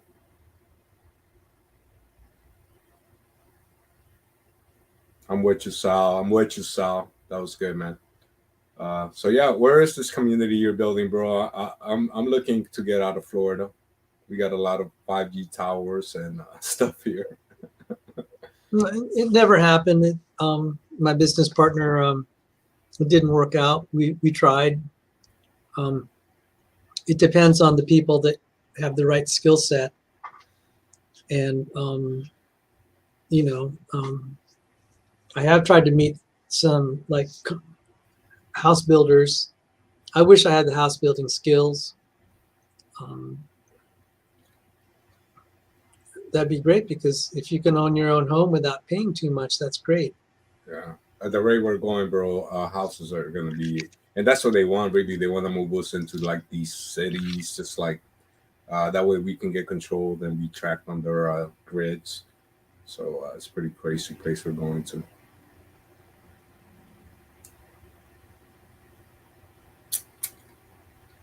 Christopher? Yep. LPP. Okay. All right. I am tired.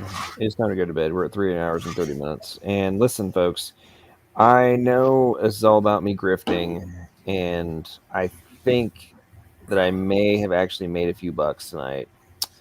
Well, even though it'd be below minimum wage, I still made a few bucks tonight. So I appreciate that, everybody who for supporting the channel. Thank you guys very, very much. And let's do a round of last words, and then I'm going to go to bed before 2 a.m. So who wants to go first? I'll go first. I just want to say thank you, John, for having me on, and I'm going to turn in too after this is over. Appreciate you, Sal. Christopher? Yeah, John, you're awesome. I think that you should definitely get and do some debates, because your research skills are amazing. And check out my debate tomorrow. To everybody else, I hope you do an after show. That'd be awesome. Thanks for having me on. Absolutely. Thanks for joining us. And yeah, make sure everybody go over to Standing for Truth. Should be a good debate tomorrow between Christopher and Jackson Rowe on transitional fossils. Should be a fun one. See if we can get a good after show going. Iger, any last words for you? Just a serenity prayer, bro, because I do think we're kind of like coming into the great tribulation if we're not already in it. Like, I feel like some people in the world are already in it, but it's God, please grant us the serenity to accept the things we cannot change, the strength to change the things we can, the wisdom to know the difference. In your son Jesus' name, Yeshua's name, amen. Amen to that. And all right, folks, before we wrap up real quick, don't forget this Friday I've got the one and only Perry Marshall coming back, and we will be going through his paper on his challenge to the conventional paradigm and going from cognition to code to chemicals versus the reciprocal, which is the current standard position. So that should be a fun, interesting conversation. So make sure to check that out. It's 4 p.m. Central Time this Friday. And in the meantime, as you are considering all the different things we discussed, that you've researched, the thoughts that you have, the different ideas that weigh on your soul as you contemplate what makes you exist, and you are considering who's right, who's wrong, and all the different things in between the theists, the atheists, the deists, the anti-theists, everything that's going on, evolution, old earth, young earth, theistic evolution, traditional evolution, who knows what it is. As I always say, make sure that you use your critical thinking skills, and whatever conclusion you reach, make sure that it is logical, plausible, and probable. All three of them, not just one individually. Have a good night, everybody. Here.